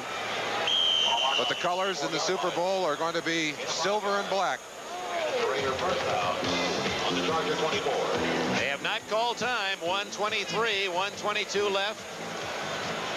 The season that began shortly after the 4th of July. The hard work of summer, the 4 preseason games, the highs and lows of a 16-game season, and the wild card Oakland Raiders, although they did indeed tie 11 and 5 with a record with San Diego. And now it's just chew up the clock, 102, 101, and there now is the final timeout exercised by the San Diego Chargers with 1:01 left in the game. And now, unless the Raiders make a horrendous error, Oakland can make its plans for New Orleans. 1:01 left. Second down play from the 21 of San Diego. The Raiders already starting to congratulate each other along the far sidelines. Plunkett needs only to take the snap and fall on it. That's what he'll do. And the clock will start to run. And as it does in this final minute, our thanks to an exceptional NBC crew. I just can't recall, Merlin, a better job done. Every great play was seen from an angle, 2 angles, 3 replays. The executive producer of NBC's NFL Football is Don Ohlmeyer. Coordinating producer Ted Nathanson. Telecast of this 1981 AFC Championship has been produced by Larry Cirillo. Directed by Ted Nathanson. Replay producer George Finkel. Our replay director was Ken Fouts. NFL 80 was produced by David Stern. Directed by Bob Levy. Wait for the visuals to catch up here. Our technical directors are Ray Figelski and Sal Nagita. Associate producers Mike Hadley, Peter Rolfe, and David Neal. Associate directors Richard Klein, Mary Buda, John Filippelli. Thanks to our spotters Bill Edwards, Dan Sexton. Also Bob Sexton and Dennis Mnuchin, Joe Costanzas, our statistician. Down to the final seconds. 5-4. The Oakland Raiders and the Philadelphia Eagles go to Super Bowl 15.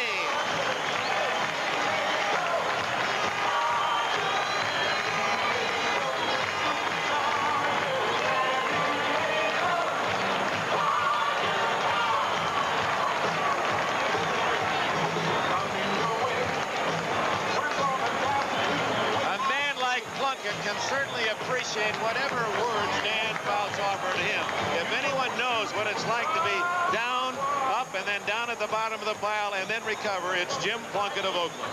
Interesting how the 2 seasons of the Chargers and Plunkett have coincided. As we said, that first appearance for that 1 pass, his first start of the season against the San Diego Chargers, and now he beats the Chargers to take his Oakland Raiders. Great job by their defense today and working on Dan Fouts. Their offensive line gave Plunkett the time, opened holes for their receivers. A tremendous performance by them. And as Glenn Dawson and John Brody indicated as they analyzed the game, that the Raiders would have to establish the running game. And Van Egan with 85 yards, 3 long, time-consuming drives by Oakland, 2 to field goals and 1 to run out the clock. And Van Egan was the star in the 4th quarter. What a strange finish to a season that started out rather awkwardly for the Oakland Raiders. Many said just a rebuilding year, and Oakland took exception to that. But they have 14 new faces on the team this year. Incredible that Al Davis, Tom Flores, and all of these Oakland Raider players have brought it to such an outstanding fruition. The winningest team in football the last 20 years, and the Oakland Raiders, the few fans able to muster tickets in San Diego, have every cause to celebrate. We'll be right back after this word. We're gonna do it.